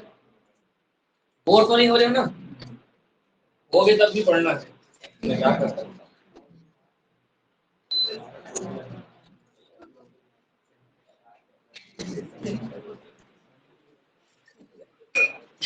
फोटो देखकर आप लोग समझ होंगे। समस्यात्मक बालक, ये जो दो बच्चे बैठे हुए हैं ना, इन लोग चोरी में पकड़ाए हैं। बहुत आप लोगों को बताने के लिए बहुत सारी चीजों का ध्यान रखा गया है ताकि आपका ध्यान, अब देखिए इसको आधार मान के समझने का प्रयास कीजिएगा। अब इसमें ये जो बच्चे होते हैं बदमाश भी होते हैं, नाम में ही समस्या है ना? तो बालक क्या है समाज के लिए? सामाजिक बालक में समस्यात्मक बालक है। तो दो प्रकार से समस्यात्मक होते हैं। पहला तो कौन से बालक होंगे? जो चोरी करते हैं। दूसरा जो होते हैं झूठ बोलते हैं। तीसरा जो होते हैं नशा करते हैं। पता नहीं वो कौन सा, लेकिन वो नशा करता है। अब इसके व्यवहार को समझिए। इसके व्यवहार में कोई ऐसी असामान्य बात होती है जिसके कारण से वो क्या बन जाता है? ये चीजों को लेकर के आप लोग अगर समझे और सोचे, आखिर बच्चा इस दोनों तीनों चीजें क्यों कर लेता है और वो कैसे सामाजिक रूप से समस्या के रूप में वो शिकार हो जाता है। क्योंकि ऐसे ही बच्चे जो बड़े होते जाते हैं ना, तो ये जो चीजें हैं, झूठ बोलना तो हो गया, चलो ठीक है, चोरी करना और नशा करना इतना ज्यादा खतरनाक है बालकों के लिए, बच्चों के लिए, कि ये उनका जीवन तो खराब करेगा ही साथ उनके परिवार का और आसपास के क्षेत्र को भी ये खराब कर देता है।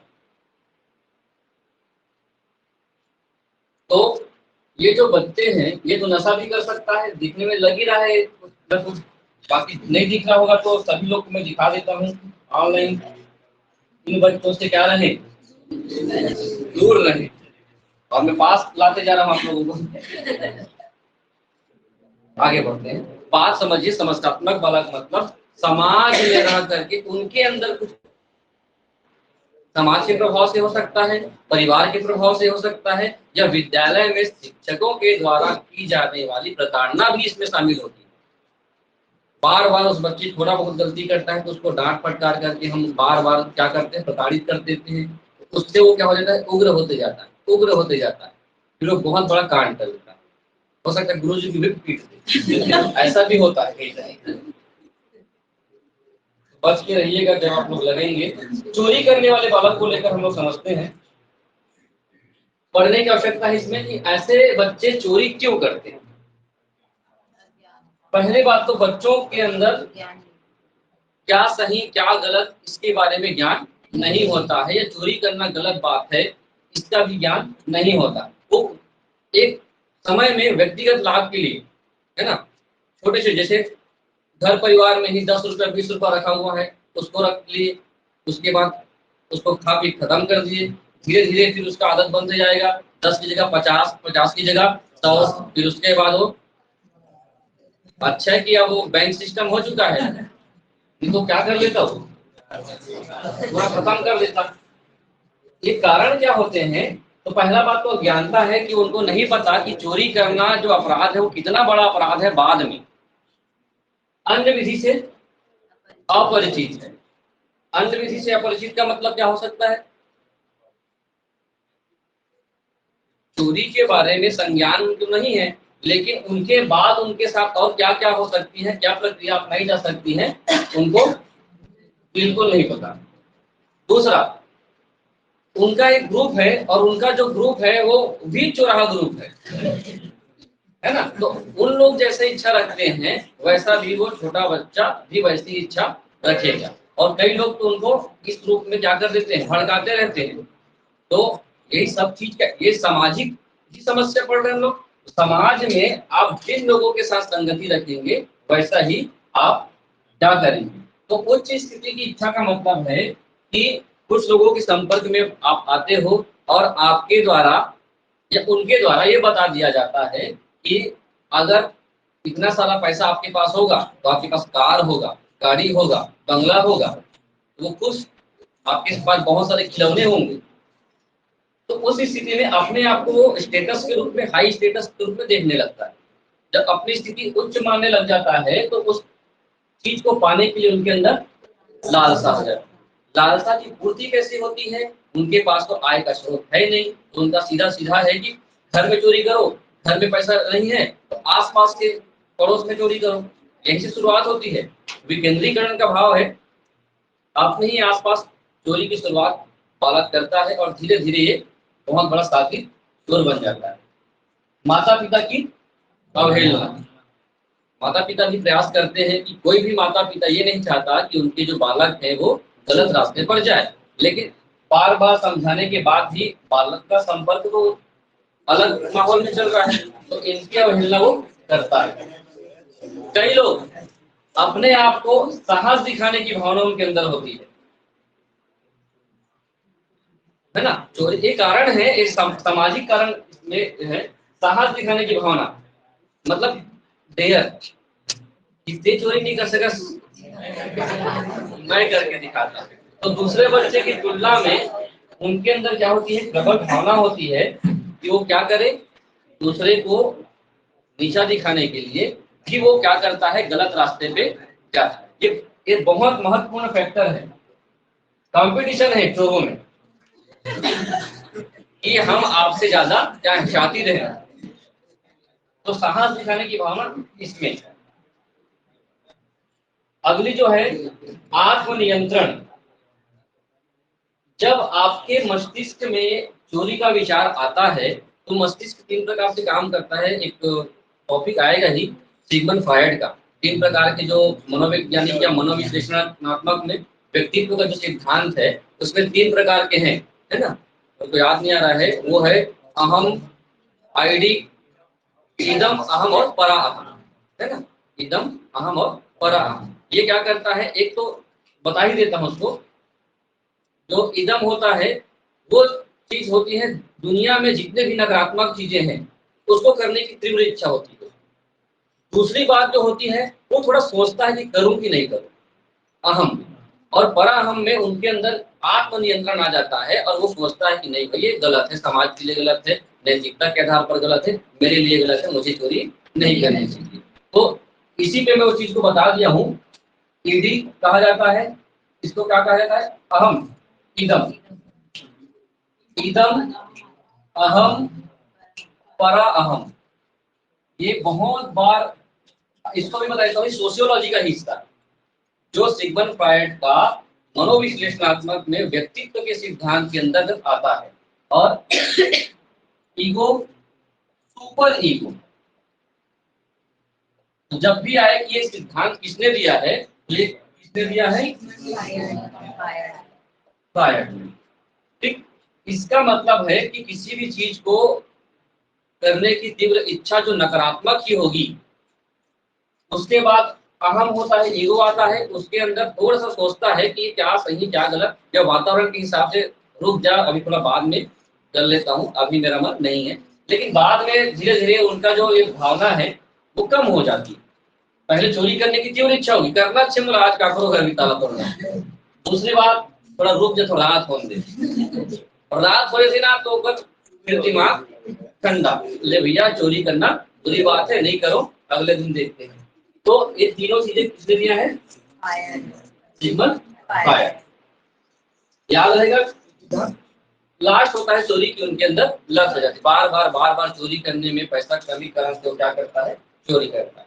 चौथे जो चोर होते हैं आवश्यकता की आपूर्ति के लिए करते हैं। कई लोग का जीवन इसी में चल रहा होगा, चोरी कर करके अपनी संपत्ति बढ़ा लिए होंगे और आज तक पकड़ नहीं गए होंगे, तो उनके अंदर दोनों चीजें आ गई हैं, एक तो लत भी लग गया है और उनकी आवश्यकता की पूर्ति हो रही है। जैसे आवश्यकता की पूर्ति में कौन व्यक्ति हम लोग पढ़े थे? एग्जाम्पल, जिन्होंने चोरी की थी अपने आवश्यकता की पूर्ति के लिए, नैतिक रूप से उस कंडीशन को लेकर के हम लोग पढ़े थे। हिंज, क्या नाम था? दवाई की चोरी की थी, लेकिन वो परिस्थितिजनक थी, उसके हिसाब से वो अलग कॉन्सेप्ट है, लेकिन वो हर बार वो चोरी करके घर परिवार चलाना था, ऐसा नहीं है।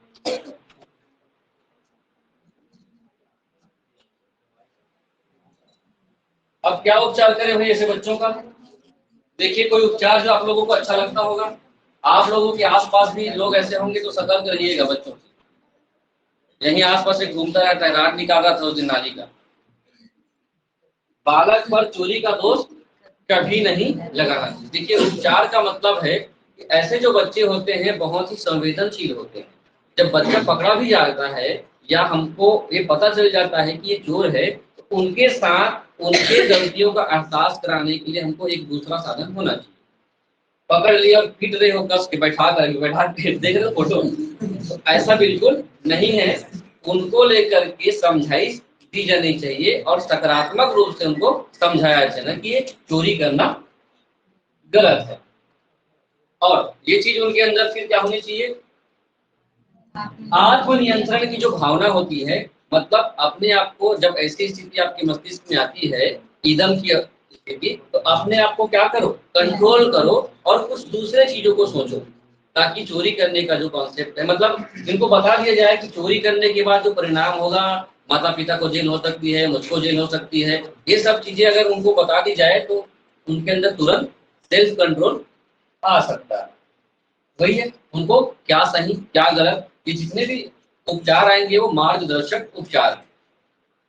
कहीं पर भी उनको प्रताड़ित करने, दंड देने, मारने पीटने जैसी बात नहीं करना है।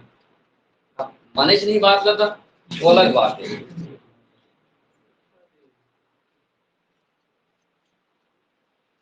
बालक की उसके माता पिता द्वारा अवहेलना नहीं की जानी चाहिए। कई बार माता पिता भी पता चल जाता है कि बच्चे क्या है, बहुत ही इस सामाजिक समस्या से का शिकार हुए हैं, तो माता पिता की भी जिम्मेदारी बनती है कि उनको भी इस तरीके से समझाए, तो दूसरे तरीके से समझाए। और ये जो है पॉइंट सेकंड लास्ट, बालक की सभी उचित आवश्यकताओं को पूरा करना। ध्यान देंगे, बालक की सभी आवश्यकताओं को पूरा करना नहीं है, उचित आवश्यकताओं। बच्चे, कई सारे बच्चे डिमांड वाले होते हैं, है ना, तो आप सभी बच्चों के सभी डिमांड पूरे नहीं कर सकते। जो उनको लगता है, पेरेंट्स को लगता है या उनके आर्थिक स्थिति के अनुरूप है, तो पहला चीज तो उनको समझाया जाएगा, बताया जाएगा और उचित आवश्यकताओं की पूर्ति करी जाए। मतलब उनको ऐसा भी नहीं है कि कुछ नहीं ले रहे उनके लिए, जो, क्योंकि ऐसा होगा तो उनके अंदर फिर कुंठा की भावना आएगी। उनको पता है कि उनकी आर्थिक स्थिति कम से कम सामान्य है और आसपास पड़ोस के बच्चों को लेकर के वो क्या करता है? कंपेयर करता है। तो कम से कम उनके बराबर से हम लोगों को ऐसी व्यवस्था करनी चाहिए। जैसे अधिकतर देखने को मिलता है बर्थडे को लेकर बच्चों का, एक ही स्कूल में पढ़ने वाले कुछ बच्चे हैं, तो कुछ पेरेंट्स ऐसे होते हैं जो उनके बर्थडे को बहुत ज्यादा शान शौकत से मनाते हैं, है ना, और उस बर्थडे पे वो भी बच्चा शामिल होता है जो आर्थिक रूप से कमजोर हो। स्कूल का स्टाफ है, स्कूल के बच्चे हैं, जब उनके बर्थडे की पारी आएगी तो उनके परिवार अपने स्तर पर ही तो मनाएगा। उस समय उनको ये समझाने बताने की जिम्मेदारी पेरेंट्स की होती है कि कहाँ पर हम लोगों को आवश्यकता महसूस है, कहाँ पर हम लोगों को खिलाफत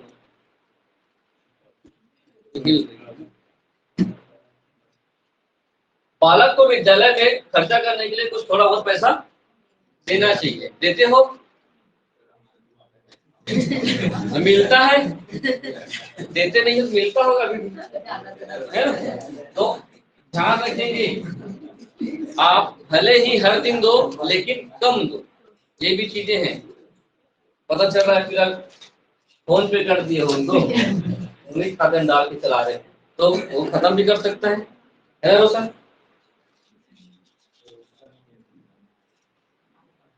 अब समझिए, चोरी करने वाले बालकों को लेकर के क्या हमको प्रयास करने चाहिए। प्रयास भी कहीं भी दंड वाली बात आती है या उनको प्रताड़ित करने वाली बात आती है तो बिल्कुल हटा दीजिएगा ऑप्शन से।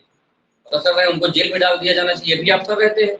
एक बच्चा चोरी करते हुए पकड़ा गया तो क्या करना चाहिए? उनको चोरी करने के कारणों का पता लगाना चाहिए, उनको प्रताड़ित करना चाहिए, मानना चाहिए, परिस्थिति को ध्यान में रख करके उचित निर्णय लेना चाहिए। कुछ ऐसे दो अवसर रहेंगे ना तो बहुत क्लोज रहेंगे, उसे सोचना है आपको। तो क्या चीजें आपको ध्यान रखेंगे? आपको उनको समझाइश देनी चाहिए, उनके अंदर चोरी के प्रति जो धारणा है उनको हटाने का प्रयास करना चाहिए। झूठ बोलने वाले जो बालक हैं ये मुझे नहीं लगता ज्यादा हमारे लिए महत्वपूर्ण है, और आप बना भी सकते हो। झूठ क्यों बोलते हैं, झूठ क्या है, ये सिलेबस का हिस्सा खास क्योंकि सामाजिक रूप से सामाजिक समस्या का शिकार होते बहुत ज्यादा झूठ बोलते हैं। एक होते झूठ बोलने वाले, एक होते बहुत ज्यादा बोलने वाले, है ना, कुछ भी बोलने वाले। कोई भी समस्या हमारे लिए मतलब फेंकने वाले जिसको बोल सकते हैं। हाँ, कई लोग बोलते हैं बस निकल के हमारी राह है ना दीवान सर, पहुंच के रहो आते झूठ बोलने वाले का उपचार। ये पीडीएफ मिल जाएगी इसलिए मैं थोड़ा सा पास कर रहा हूँ। क्या करना चाहिए भाई? जो बच्चा झूठ बोलता है उनको बताओ कि झूठ बोलने से आपको कुछ नहीं मिलेगा। उसके बाद नैतिकता के नाम पर ये क्या है, हमारे लिए सही नहीं है। झूठ बोलना नैतिकता का ही एक पार्ट है ना। नैतिकता इससे क्या होगी, डिस्टर्ब होती है। जो व्यक्ति अपने तर्क को सोच विचार कर बताता है वही आगे अच्छा आदमी बनता है, और जो बार बार झूठ बोलता है वो क्या बनता है, बुरा आदमी बनता है, नेता नहीं, बुरा आदमी बनता है। मुझे पता था कोई नेता बोलोगे, नहीं बोल सकता ये नेता बना, नेता भी सही बोलते। बालक से बात ना करके, उनकी अवहेलना करके, उनके प्रति उदासीन रह करके या उसे अप्रत्यक्ष दंड देना चाहिए। अप्रत्यक्ष इस प्रकार से उनका नियंत्रण कर सकते हैं। हाँ, दंड का मतलब फिर से वही बता रहा हूँ, दंड किस रूप में? झूठ बोल रहा है तो उससे बात मत करो कुछ दिन, इस रूप में वो बात या स्टेटमेंट बात करता है, उनकी बातों को बार बार झूठ बोलता है तो उनकी बातों को क्या करो, नजरअंदाज करो। तो ये उसको क्या लगेगा, मुझे क्या मिल रहा है, पनिशमेंट मिल रहा है कि आप नहीं बोलेगा झूठ, या इस प्रकार से या उदासीन रहो। पढ़ लीजिएगा इसको, ये आ गया।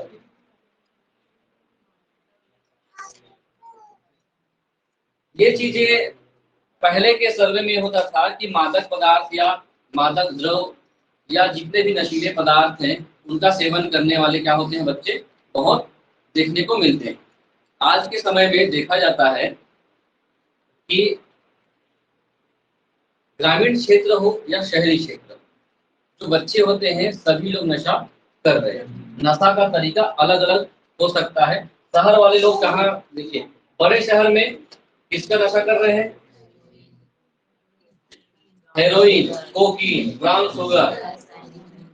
जो बहुत बड़े शहर हैं, गांजा। जो बड़े शहर है, बड़े शहर का मतलब है जो महानगर है, वहां ये चीजें मिलती हैं। और आपके गांव में कहाँ ये सब मिलेंगे, है ना। आपके गांव में तो क्या मिल सकती है, छोटे छोटे नशा, सस्ता नशा, गोला बीड़ी, अफीम, शराब, भांग, टुकड़ा, तंबाकू, ड्रग्स, गुटखा, चाय कॉफी, कोको। ये चाय कॉफी नशा के रूप में इनका इस्तेमाल करते हैं। अभी तो कई लोग जो शहर के लोग होते हैं ये सब चीजें भी नहीं मिल पाती, तो पंचर बनाने वाले जो क्या बोलते हैं सुलेशन को झिल्ली में रगड़ रगड़ के सूंघते हैं, इससे बहुत ज्यादा नशा होता है, ये अधिकतर शहर वाले बच्चे करते हैं।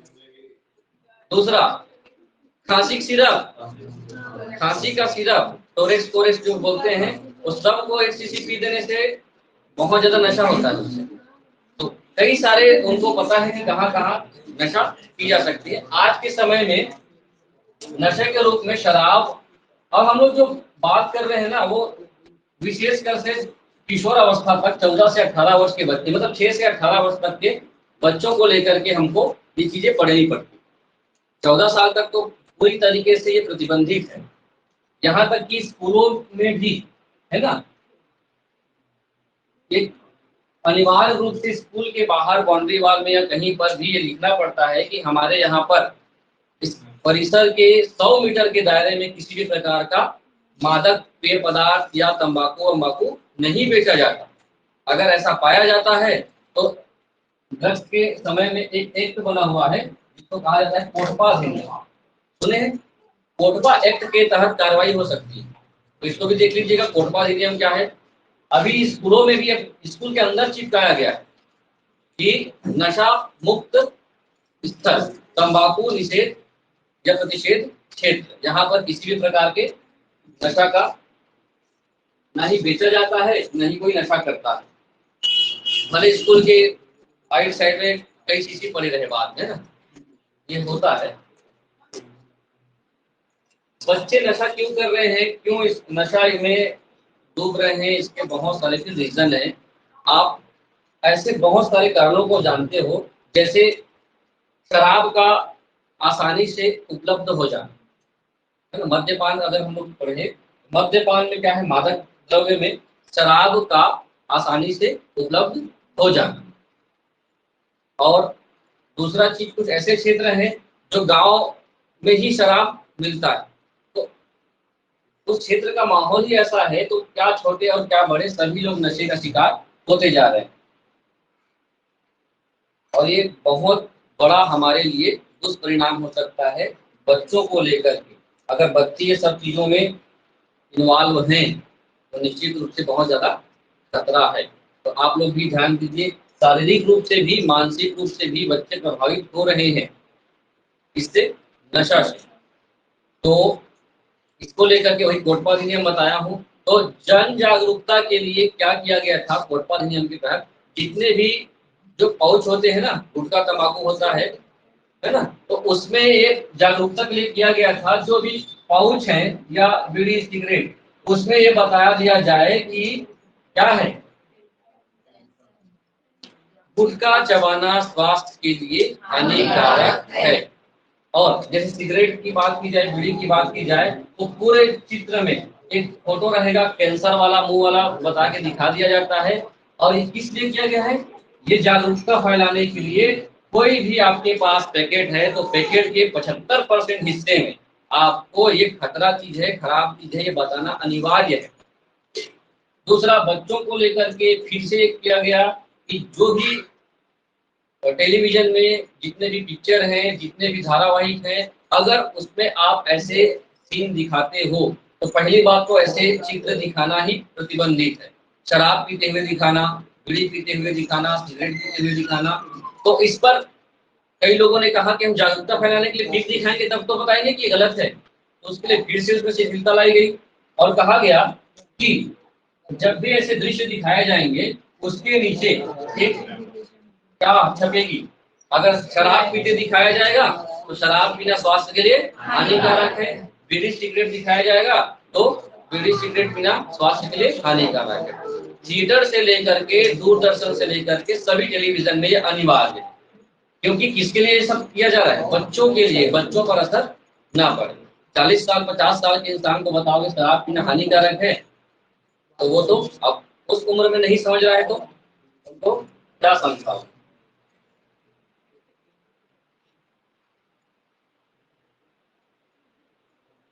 चलिए, ड्रग्स से बचाओ।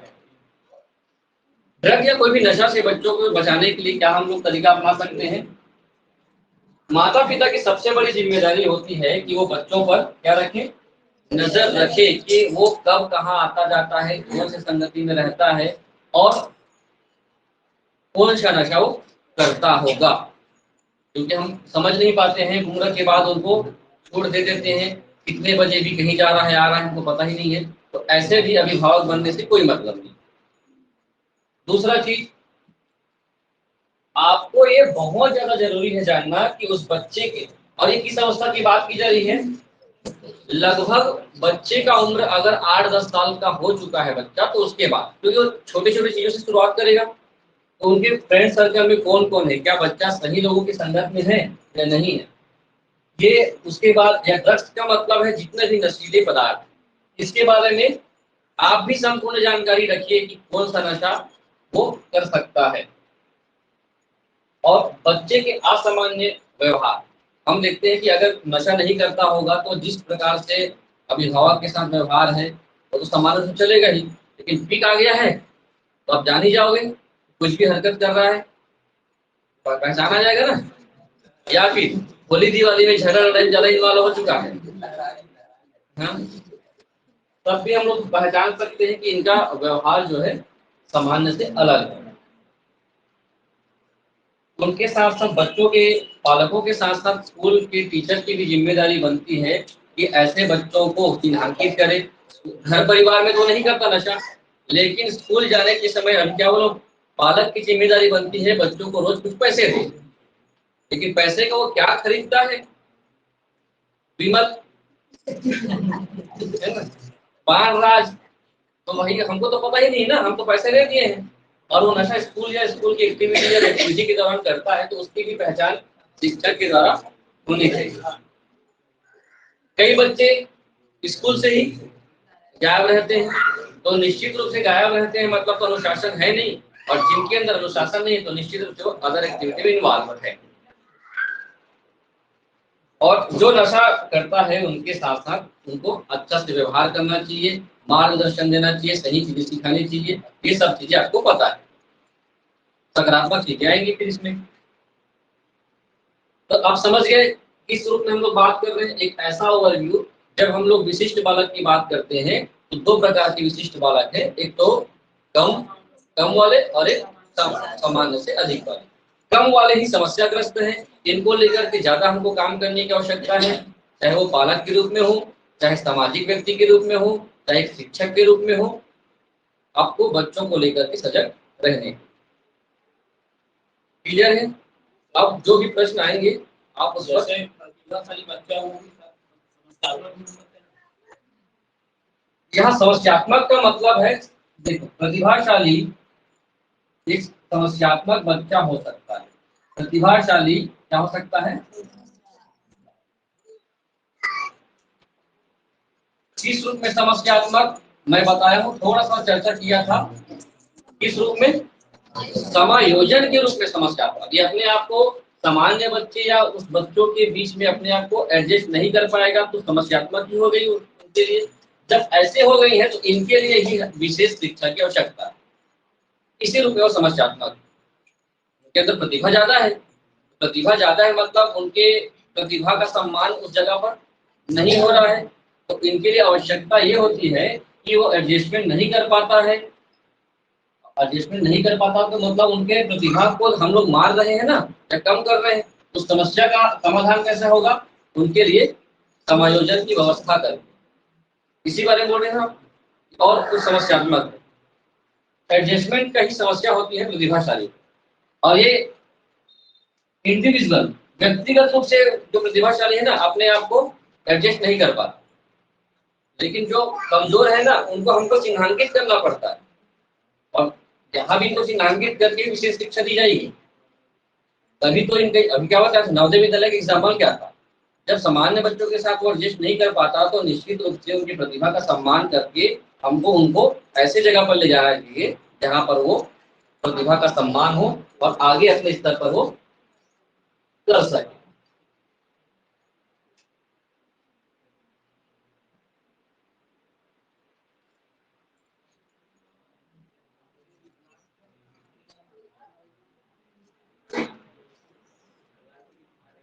पहला दिया हो नहीं था। बहुत महत्वपूर्ण टॉपिक, इसकी वजह से मैं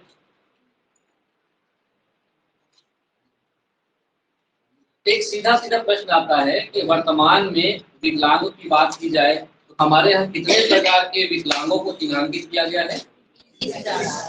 21 प्रकार। कब किया गया है? 2021 में भाई। ये नियम जो है, मैं कल बताया था कि कोई भी बच्चे को जब हम लोग विकलांग बोलते हैं तो एक नियम आया है कि विकलांग की जगह क्या बोलेंगे? दिव्यांग। तो इस पर पहले 7 प्रकार की ही श्रेणी शामिल थी और उसको बढ़ा करके 21 प्रकार के लोगों को शामिल कर दिया गया।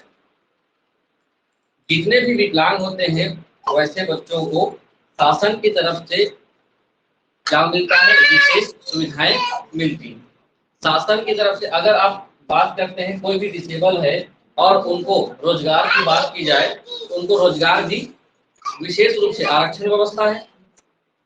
जितने भी 21 प्रकार के दिव्यांग होंगे उनके लिए छत्तीसगढ़ सरकार में जितना पोस्ट निकलता है उतने पोस्ट का 60% उनके लिए क्या रखा गया है? रिजर्व रखा गया है।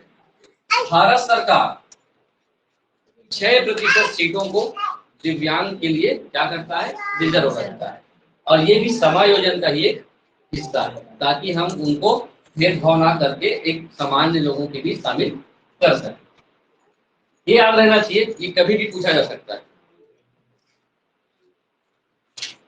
अब हम लोग बात करते हैं शारीरिक रूप से बहुत सारे ऐसे बच्चे मिलते हैं जो अलग अलग रूप में सक्षम नहीं होते, शारीरिक रूप से अक्षम। हाँ, 3-4 चीजें आती हैं। एक पूछा जाता है क्षति, एक पूछा जाता है विकलांग, एक पूछा जाता है, ये है ना, तीनों अलग अलग चीजें होती हैं। तो हम लोग बात करेंगे, अगर समग्र रूप से समझे तो ये कितने प्रकार से हो सकते हैं? अलग अलग प्रकार है। ऐसे बालक जो अंधे हैं या दृष्टि बाधित है, अंधे या दृष्टि बाधित। दृष्टि बाधित मतलब अंधे नहीं होते ना, जिनका जो विजन है वो क्या होता है?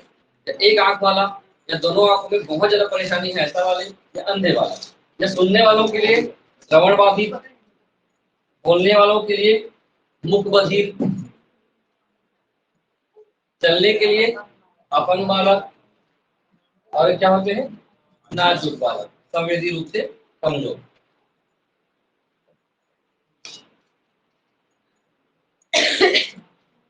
आज बालिक विकास पढ़ाऊंगा, समझ आ रहा होगा तो पता चल। मोबाइल में सब लोग देख रहे हो ना? किसी कोई परेशानी हो रही है क्या? कोई समस्यात्मक बालक है क्या? जिनको परेशानी हो रही है, अगर परेशानी हो रही है तो थोड़ा सा इसको पढ़िएगा। जब बच्चे की नजर इतनी कमजोर हो जाए कि वो सामान्य छपे हुए अक्षर को भी ना पढ़ सके या पढ़ने में सहायता के लिए विशेष साधन की आवश्यकता हो तो उसे विशिष्ट आवश्यकता वाला बच्चा माना जाता है। किस रूप में? विजन के रूप में, आंख के रूप में। एक पूर्ण रूप से अंधे बालक को कैसे पढ़ाया जा सकता है? तो अंधे के रूप में समझिए, बार बार रोशन चश्मा निकाल के फिर पहन, फिर चश्मा। आप नहीं हो भाई। कमजोर नजर वालों का बालक मतलब एक आंख से बाधित हो या बहुत ज्यादा उसका विजन लो विजन वाले, बहुत ज्यादा लो विजन वाले जो होते हैं उनको दूर से ही कोई चीजें दिखाई दे। तो ऐसे बालक बचपन से ही हैं तो हम लोग मान सकते हैं कि क्या है? कमजोर नजर वाले बालक होते हैं। इस पे एक महत्वपूर्ण जो प्रश्न का हिस्सा है इसको रेड किया हूं मैं। बालक ब्रेल लिपि की सहायता से पढ़ सकते हैं, तो ब्रेल लिपि क्या है? एक प्रकार का क्या होता है? एक खुद की लिपि है जिसने ब्रेल ने लुइस ब्रेल नाम था। क्या नाम था? Louis Braille. इन्होंने 1824 या 1830 के आसपास, डेट एग्जैक्ट 1824 नहीं है, इसी के आसपास इन्होंने क्या किया था? ब्रेल लिपि का आविष्कार किया था। लिपि क्या होता है? लिपि का मतलब होता है कोई भी ऐसी चीजें जिसको हम लोग भाषा को बताने के लिए, अभिव्यक्त करने के लिए एक साधन के रूप में प्रयोग करते हैं। जैसे ये लिखा हुआ है, एक लिपि है। ये कौन सी लिपि है? देवनागरी लिपि है। तो लुईस ब्रेल ने इस प्रकार से एक लिपि तैयार की थी, जो उभरे हुए डॉट्स को लेकर के समझाया गया था, और इसको बच्चा क्या करता था, सुनता है, उसके हिसाब से उस पर मात्रा का ज्ञान उनको बोलकर बताया जाता है ना। तो जो ऐसे बच्चे होते हैं जो पूर्ण रूप से अंधे होते हैं, उनको ब्रेल लिपि की सहायता से पढ़ाया जाता है। लेकिन अगर कमजोर नजर वाले होते हैं, तो जो लो विजन है, मतलब बहुत ज्यादा लो विजन है और छोटी सी उम्र में लो विजन है, तो ऐसे बच्चों को कमजोर नजर वाले बालक कहा जाता है। इनको पढ़ने में, देखने में, दूर से देखने में परेशानी होती है, तो लेंस के माध्यम से उनको, जैसे अंधेरे में कुछ नहीं दिखता, आप लोग जब लिखते हो तो सब कुछ दिखता है ना, तो वैसे ही उनको कुछ नहीं दिखेगा, ज्यादा अंधेरा लगेगा। तो ऐसे बच्चों को हम लोग किसी भी प्रकार के एडजस्ट करके उनको सामान्य रूप से देखने में सक्षम बना सकते हैं। अंधे बालक की दो कैटेगरी होती है। कुछ बच्चे ऐसे होते हैं जो जन्मांध होते हैं, अब उनका कोई हम लोग ट्रीटमेंट नहीं कर सकते। कुछ ऐसे बच्चे होते हैं जो विशेष दुर्घटना का शिकार हो जाते हैं और उनकी आंखें चली जाती है। ऐसे बच्चे भी क्या होते हैं, लुईस ब्रेल की सहायता से उनको सिखाया जा सकता है।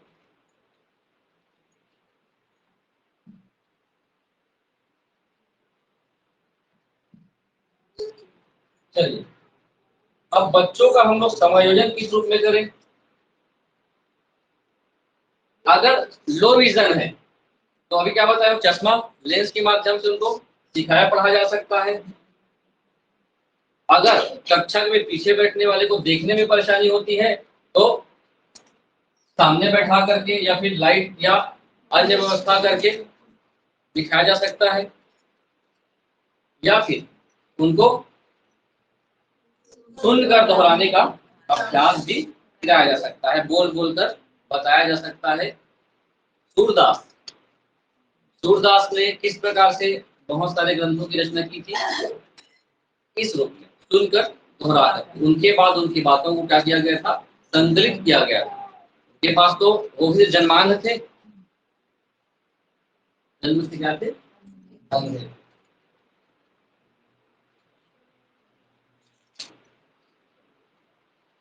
अगला है श्रवण बाधित।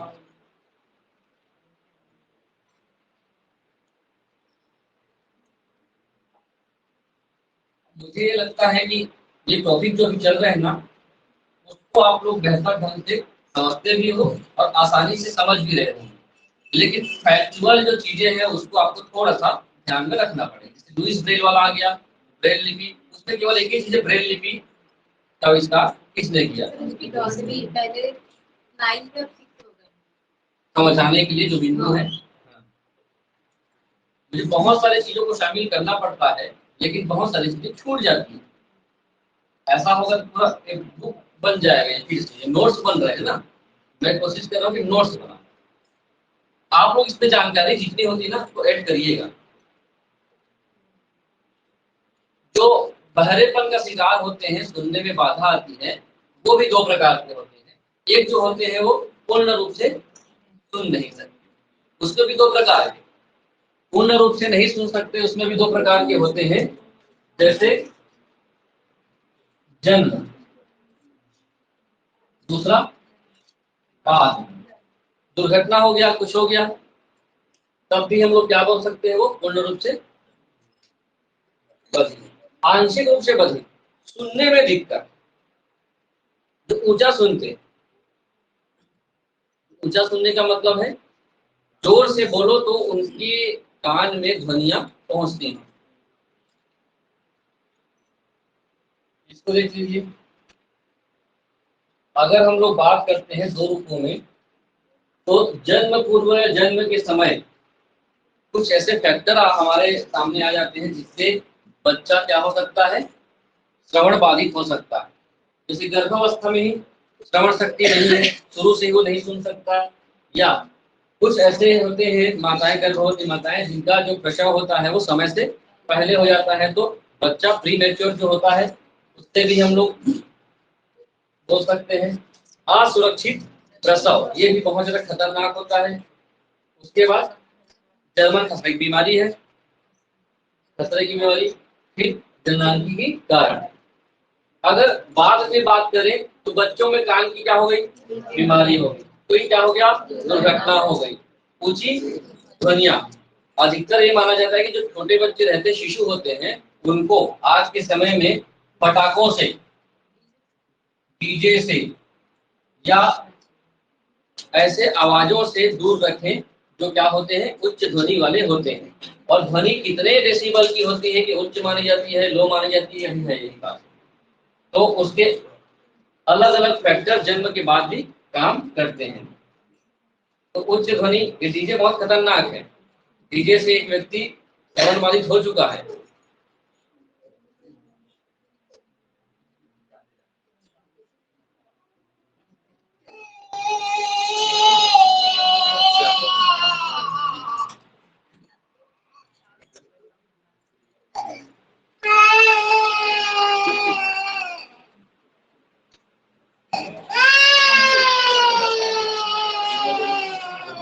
ये पहचान आ रहा है कि आप लोगों को क्या लग रहा है?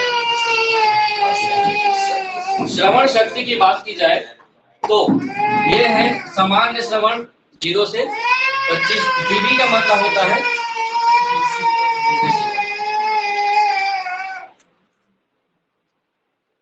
ध्वनि की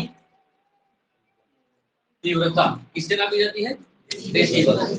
निम्न श्रवण 26 से 40, मध्य श्रवण 40 से 50 से 40 से 50।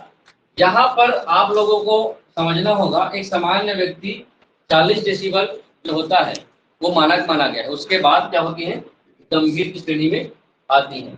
और अगर किसी व्यक्ति को 90 से 100 डेसिबल की आवाज गुजार उसके कान में, वो क्या हो सकता है, बड़े बड़े फैक्ट्रीज जो होते हैं, उन लोग काम करने के दौरान अपने कानों में क्या पहने रहते हैं, आवाज को कम करने वाले यंत्र उपयोग करते हैं, ताकि वो तभी वो बड़े कारखानों में काम कर सकते हैं जहां पर बहुत ज्यादा आवाज होता है। अब ये मिलेगा ही, लिखने की आवश्यकता इसको भी नहीं थी, लेकिन आप लोग लिख सकते हो। इसके बारे में अधिकतर आज के समय में मैं क्या बताया हूँ कि जो भी व्यक्ति 21 प्रकार के डिसेबिलिटी का जो शिकार है, उनको 7%, 6% रिजर्वेशन मिलता है ना। तो कई लोग बाकी जो डिसेबिलिटी है वो आप लोग बता सकते हो या देख सकते हो, लेकिन बहरेपन का सामान्य मानक नहीं है। तो कोई व्यक्ति कहता है कि मैं बहरा हूं तो उसको विश्वास कर ही लेते हैं लोग, है ना। इस पर क्या हुआ है, नौकरी पाने के लिए बहुत लोग क्या बना लिए हैं, सर्टिफिकेट, है ना, सर्टिफिकेट। और जब भी कुछ होता है पूछा जाता है तो आए, तो ऐसे में मान लिया जाएगा क्या, ऐसे में कभी माना नहीं जाएगा कि आप श्रवण बाधित हो।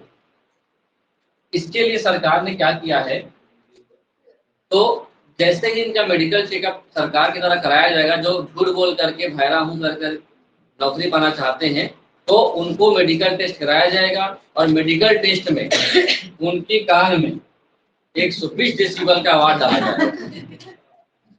तो इतना भी मतलब परीक्षण तो है। अगर 120 डेसिबल आप सुन सकते हो, मतलब नहीं सुन सकते तो निश्चित रूप से आप सही हो, सही आदमी हो। और अगर सही आदमी है जो सब चीज सुन सकता था, तो निश्चित रूप से 7% का हकदार हो जाता है बाद में, मतलब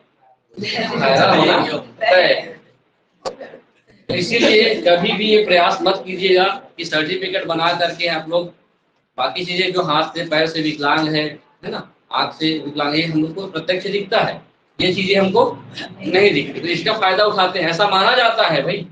फायदा उठाते हैं मैं नहीं बोल रहा हूँ, ऐसा कई जगह छपा हुआ है। अभी शिक्षक भर्ती में 40 लोग श्रवण बाधित का बना करके ज्वाइनिंग करने वाले थे, उन लोगों को क्या किया गया, हटाया गया था, छपा हुआ था।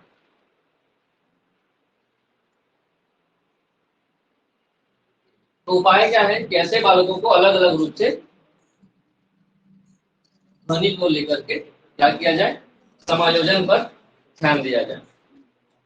उनको साइन लैंग्वेज और फिंगर स्पेलिंग या फिर कोड स्पीच, तीन चीजों को मुख्य रूप से सहारा लिया जाता है।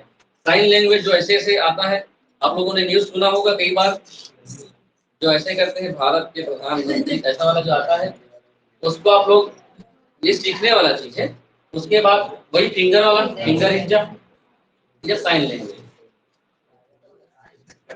इसका एक बना हुआ है ना syllabus, sign language A B C, ये आप लोगों ने देखा होगा। मैं उल्लेख इसमें करता हूँ, दंतेवाड़ा में ही एक संस्थान है सक्षम नाम से। उस संस्थान में जितने भी डिसेबिलिटी वाले हैं, अलग अलग दृष्टिबाधित, श्रवण बाधित, मुख बाधित, सबके लिए संस्थान एक ही जगह पे खुला गया। नाम क्या है? सक्षम। वहां पर ही ये सभी चीजें सिखाई जाती। टीचर भी इसी श्रेणी के हैं, क्योंकि वो अनुभव जन्य है और आसानी से इन सब चीजों को सिखाते हैं।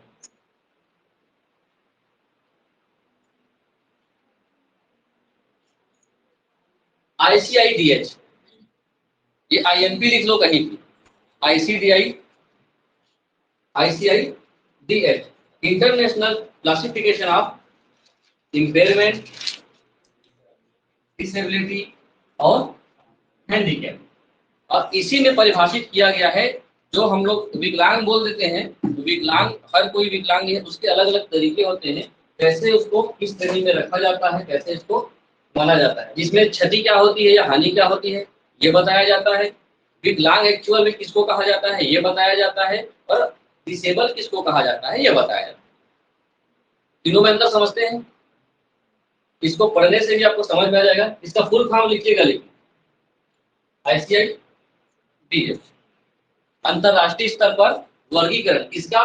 क्षति का या हानि का, या फिर विकलांगता का, या फिर इसका हैंडीकैप मतलब ही विकलांग होता है, या फिर अक्षमता का।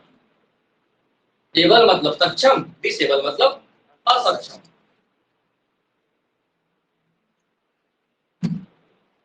आसान भाषा में बताने का प्रयास करता हूं ताकि आपको कभी भी कंफ्यूजन ना हो, ये तीनों अलग अलग चीजें होती है, एक ही चीजें होती है। करें आगे। ये आप चित्र भी देखेंगे और सेंटेंस को भी पढ़ेंगे। क्षति का मतलब यह होता है, कोई इंसान जन्मजात या फिर कोई दुर्घटना का शिकार हो जाता है, जन्मजात नहीं बोल सकते, कोई दुर्घटना का शिकार हो जाता है, उसके बाद उसका शरीर का कोई अंग अलग हो जाता है, तो वो क्या हो जाता है, उनको क्या हो जाती है? क्षति। वो अंग निकल गया शरीर से, या उस शरीर के अंग निकलने से उनको क्या हो गई? उस अंग की हानि हो गई। तो ऐसी संरचना या ऐसे चीज जहां पर भी शास्त्रीय का मतलब क्लासिकल रीजन है क्षति का, तो क्षति क्या है? शरीर के किसी हिस्से का क्या हो जाना? निकल जाना। लेकिन क्षति में एक अच्छा चीज ये होता है कि उस क्षति की पूर्ति आप कर सकते हो, किस रूप में? कृत्रिम अंग लगा करके। जिस क्षति होती है उस क्षति की पूर्ति भी हो सकती है।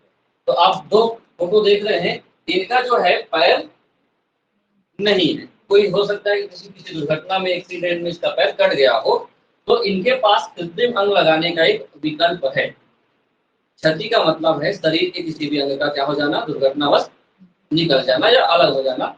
अब इस समय में वो क्या कर सकता है? अपने क्षति को पूर्ति कर सकता है। किस रूप में? कृत्रिम रूप में। असली पैर तो नहीं लग सकता, तो कृत्रिम रूप से वो क्या कर सकता है? अपनी आवश्यकताओं की पूर्ति। हाथ हो गया, हाथ का भी कृत्रिम हैंड आता है, पैर का भी आता है। दूसरा चीज क्या है? हैंडीकैप, अक्षमता। आगे पीछे हो गया क्या? अक्षमता।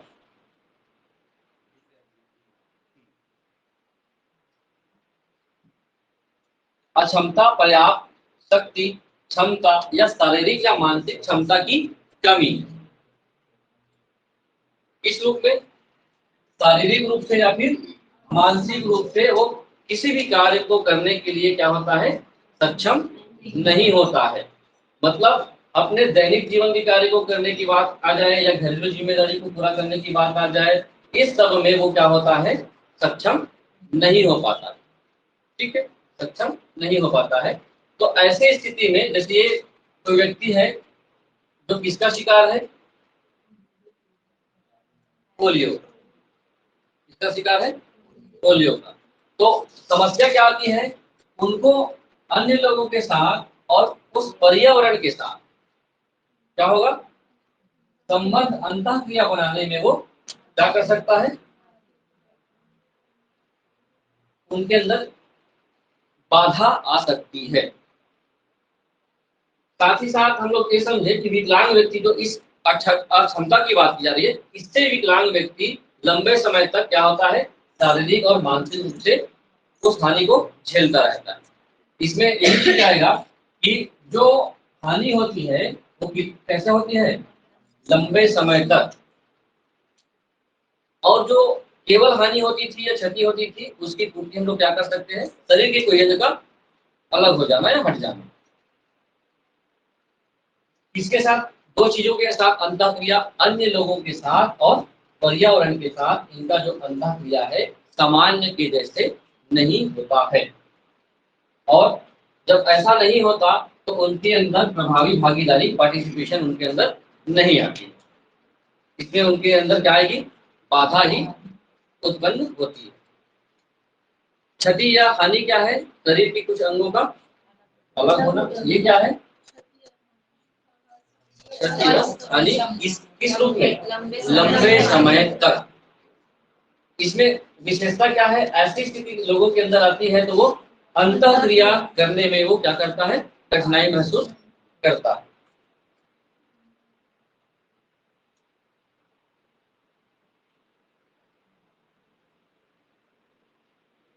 अपंगता या डिसेबिलिटी,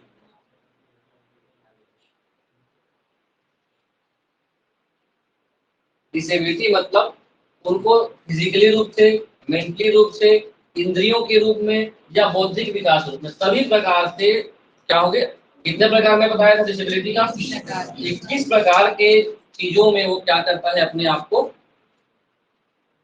कमी महसूस करता है। जैसे वो अंधा है, वो बहरा है, मुख बधिर है। शायद इस 21 प्रकारों में सिकल सेल को भी शामिल किया गया है।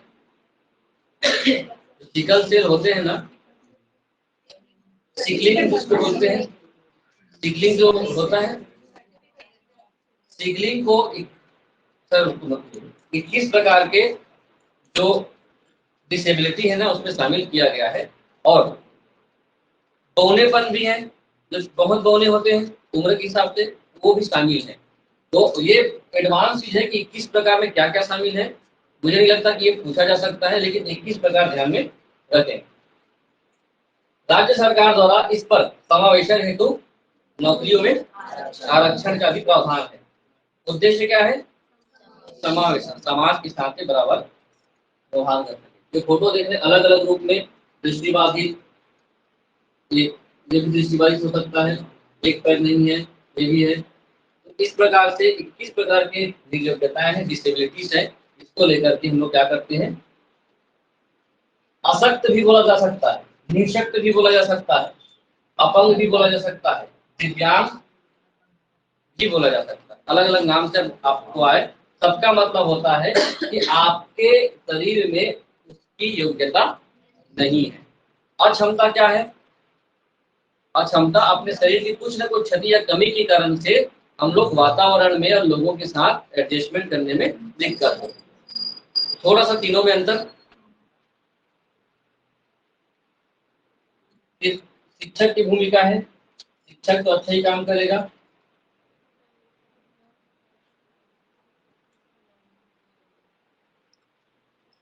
अधिगम विकार, अधिगम का ही हिस्सा था। ये बहुत महत्वपूर्ण है, कौन कौन से स्तर पर हम लोगों को बच्चों में या सीखने के समय होने वाली कठिनाई को लेकर, ठीक है। क्षति, विकलांगता, डिसेबिलिटी से अलग कॉन्सेप्ट है कि बच्चों को स्कूल के सीखने के दौरान, परिवार में सीखने समझने के दौरान होने वाली क्या है, कठिनाई है, और उसी को कहा जाता है अधिगम डिसऑर्डर। और डिसऑर्डर को अलग अलग नाम से जाना जाता है। जो अधिकतर जो तैयारी करने वाले होते हैं, सीजीटेट, सीटेट या शिक्षक भर्ती, इस चीज सबको पहले याद करते रहते हैं, है ना, अधिगम विकार को।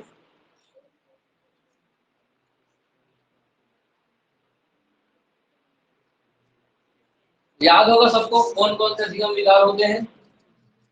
ये जो बालक है पढ़ रहा है, तो एक पढ़ने में दिक्कत है कि लिखने में दिक्कत है, पढ़ने वाला होगा ना। नाम क्या है? डिस्लेक्सिया। पढ़ने में डिस्ग्राफिया। डिसकैलकुलिया, कैलकुलेशन में दिक्कत है मतलब गणित आएगा। डिस्पेसिया या अफेसिया, अफेसिया भी इसी को बोला जाता है ना, बोलने में। और डिस्पेक्सिया चित्र को बनाने में या लेखन में, मतलब श्रुत लेखन या उनके द्वारा कुछ लिखने कहा जाए तो ये अलग अलग नाम से जाना जाता है। इसका और एक और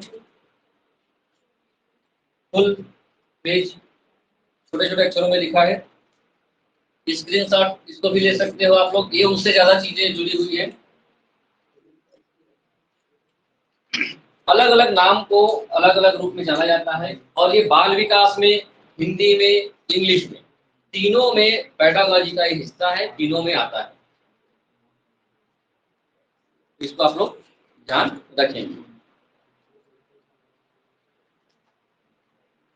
ठीक, पढ़ लीजिए इसको। ये पीडीएफ मिल जाएगा। अभी पहचान नहीं आ रहा होगा तब भी आप लोगों को पीडीएफ में और क्लियर आता है, लाइट की वजह से आप लोगों को नहीं दिख रहा होगा।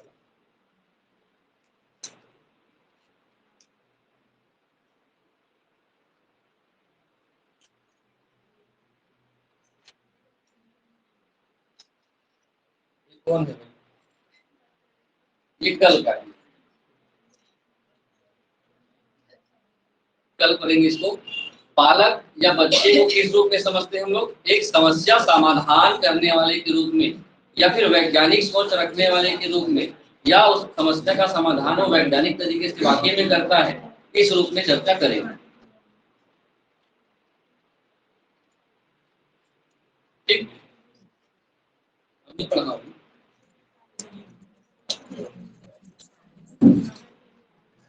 ये कल का है ना, यहीं से हम लोग शुरुआत करेंगे।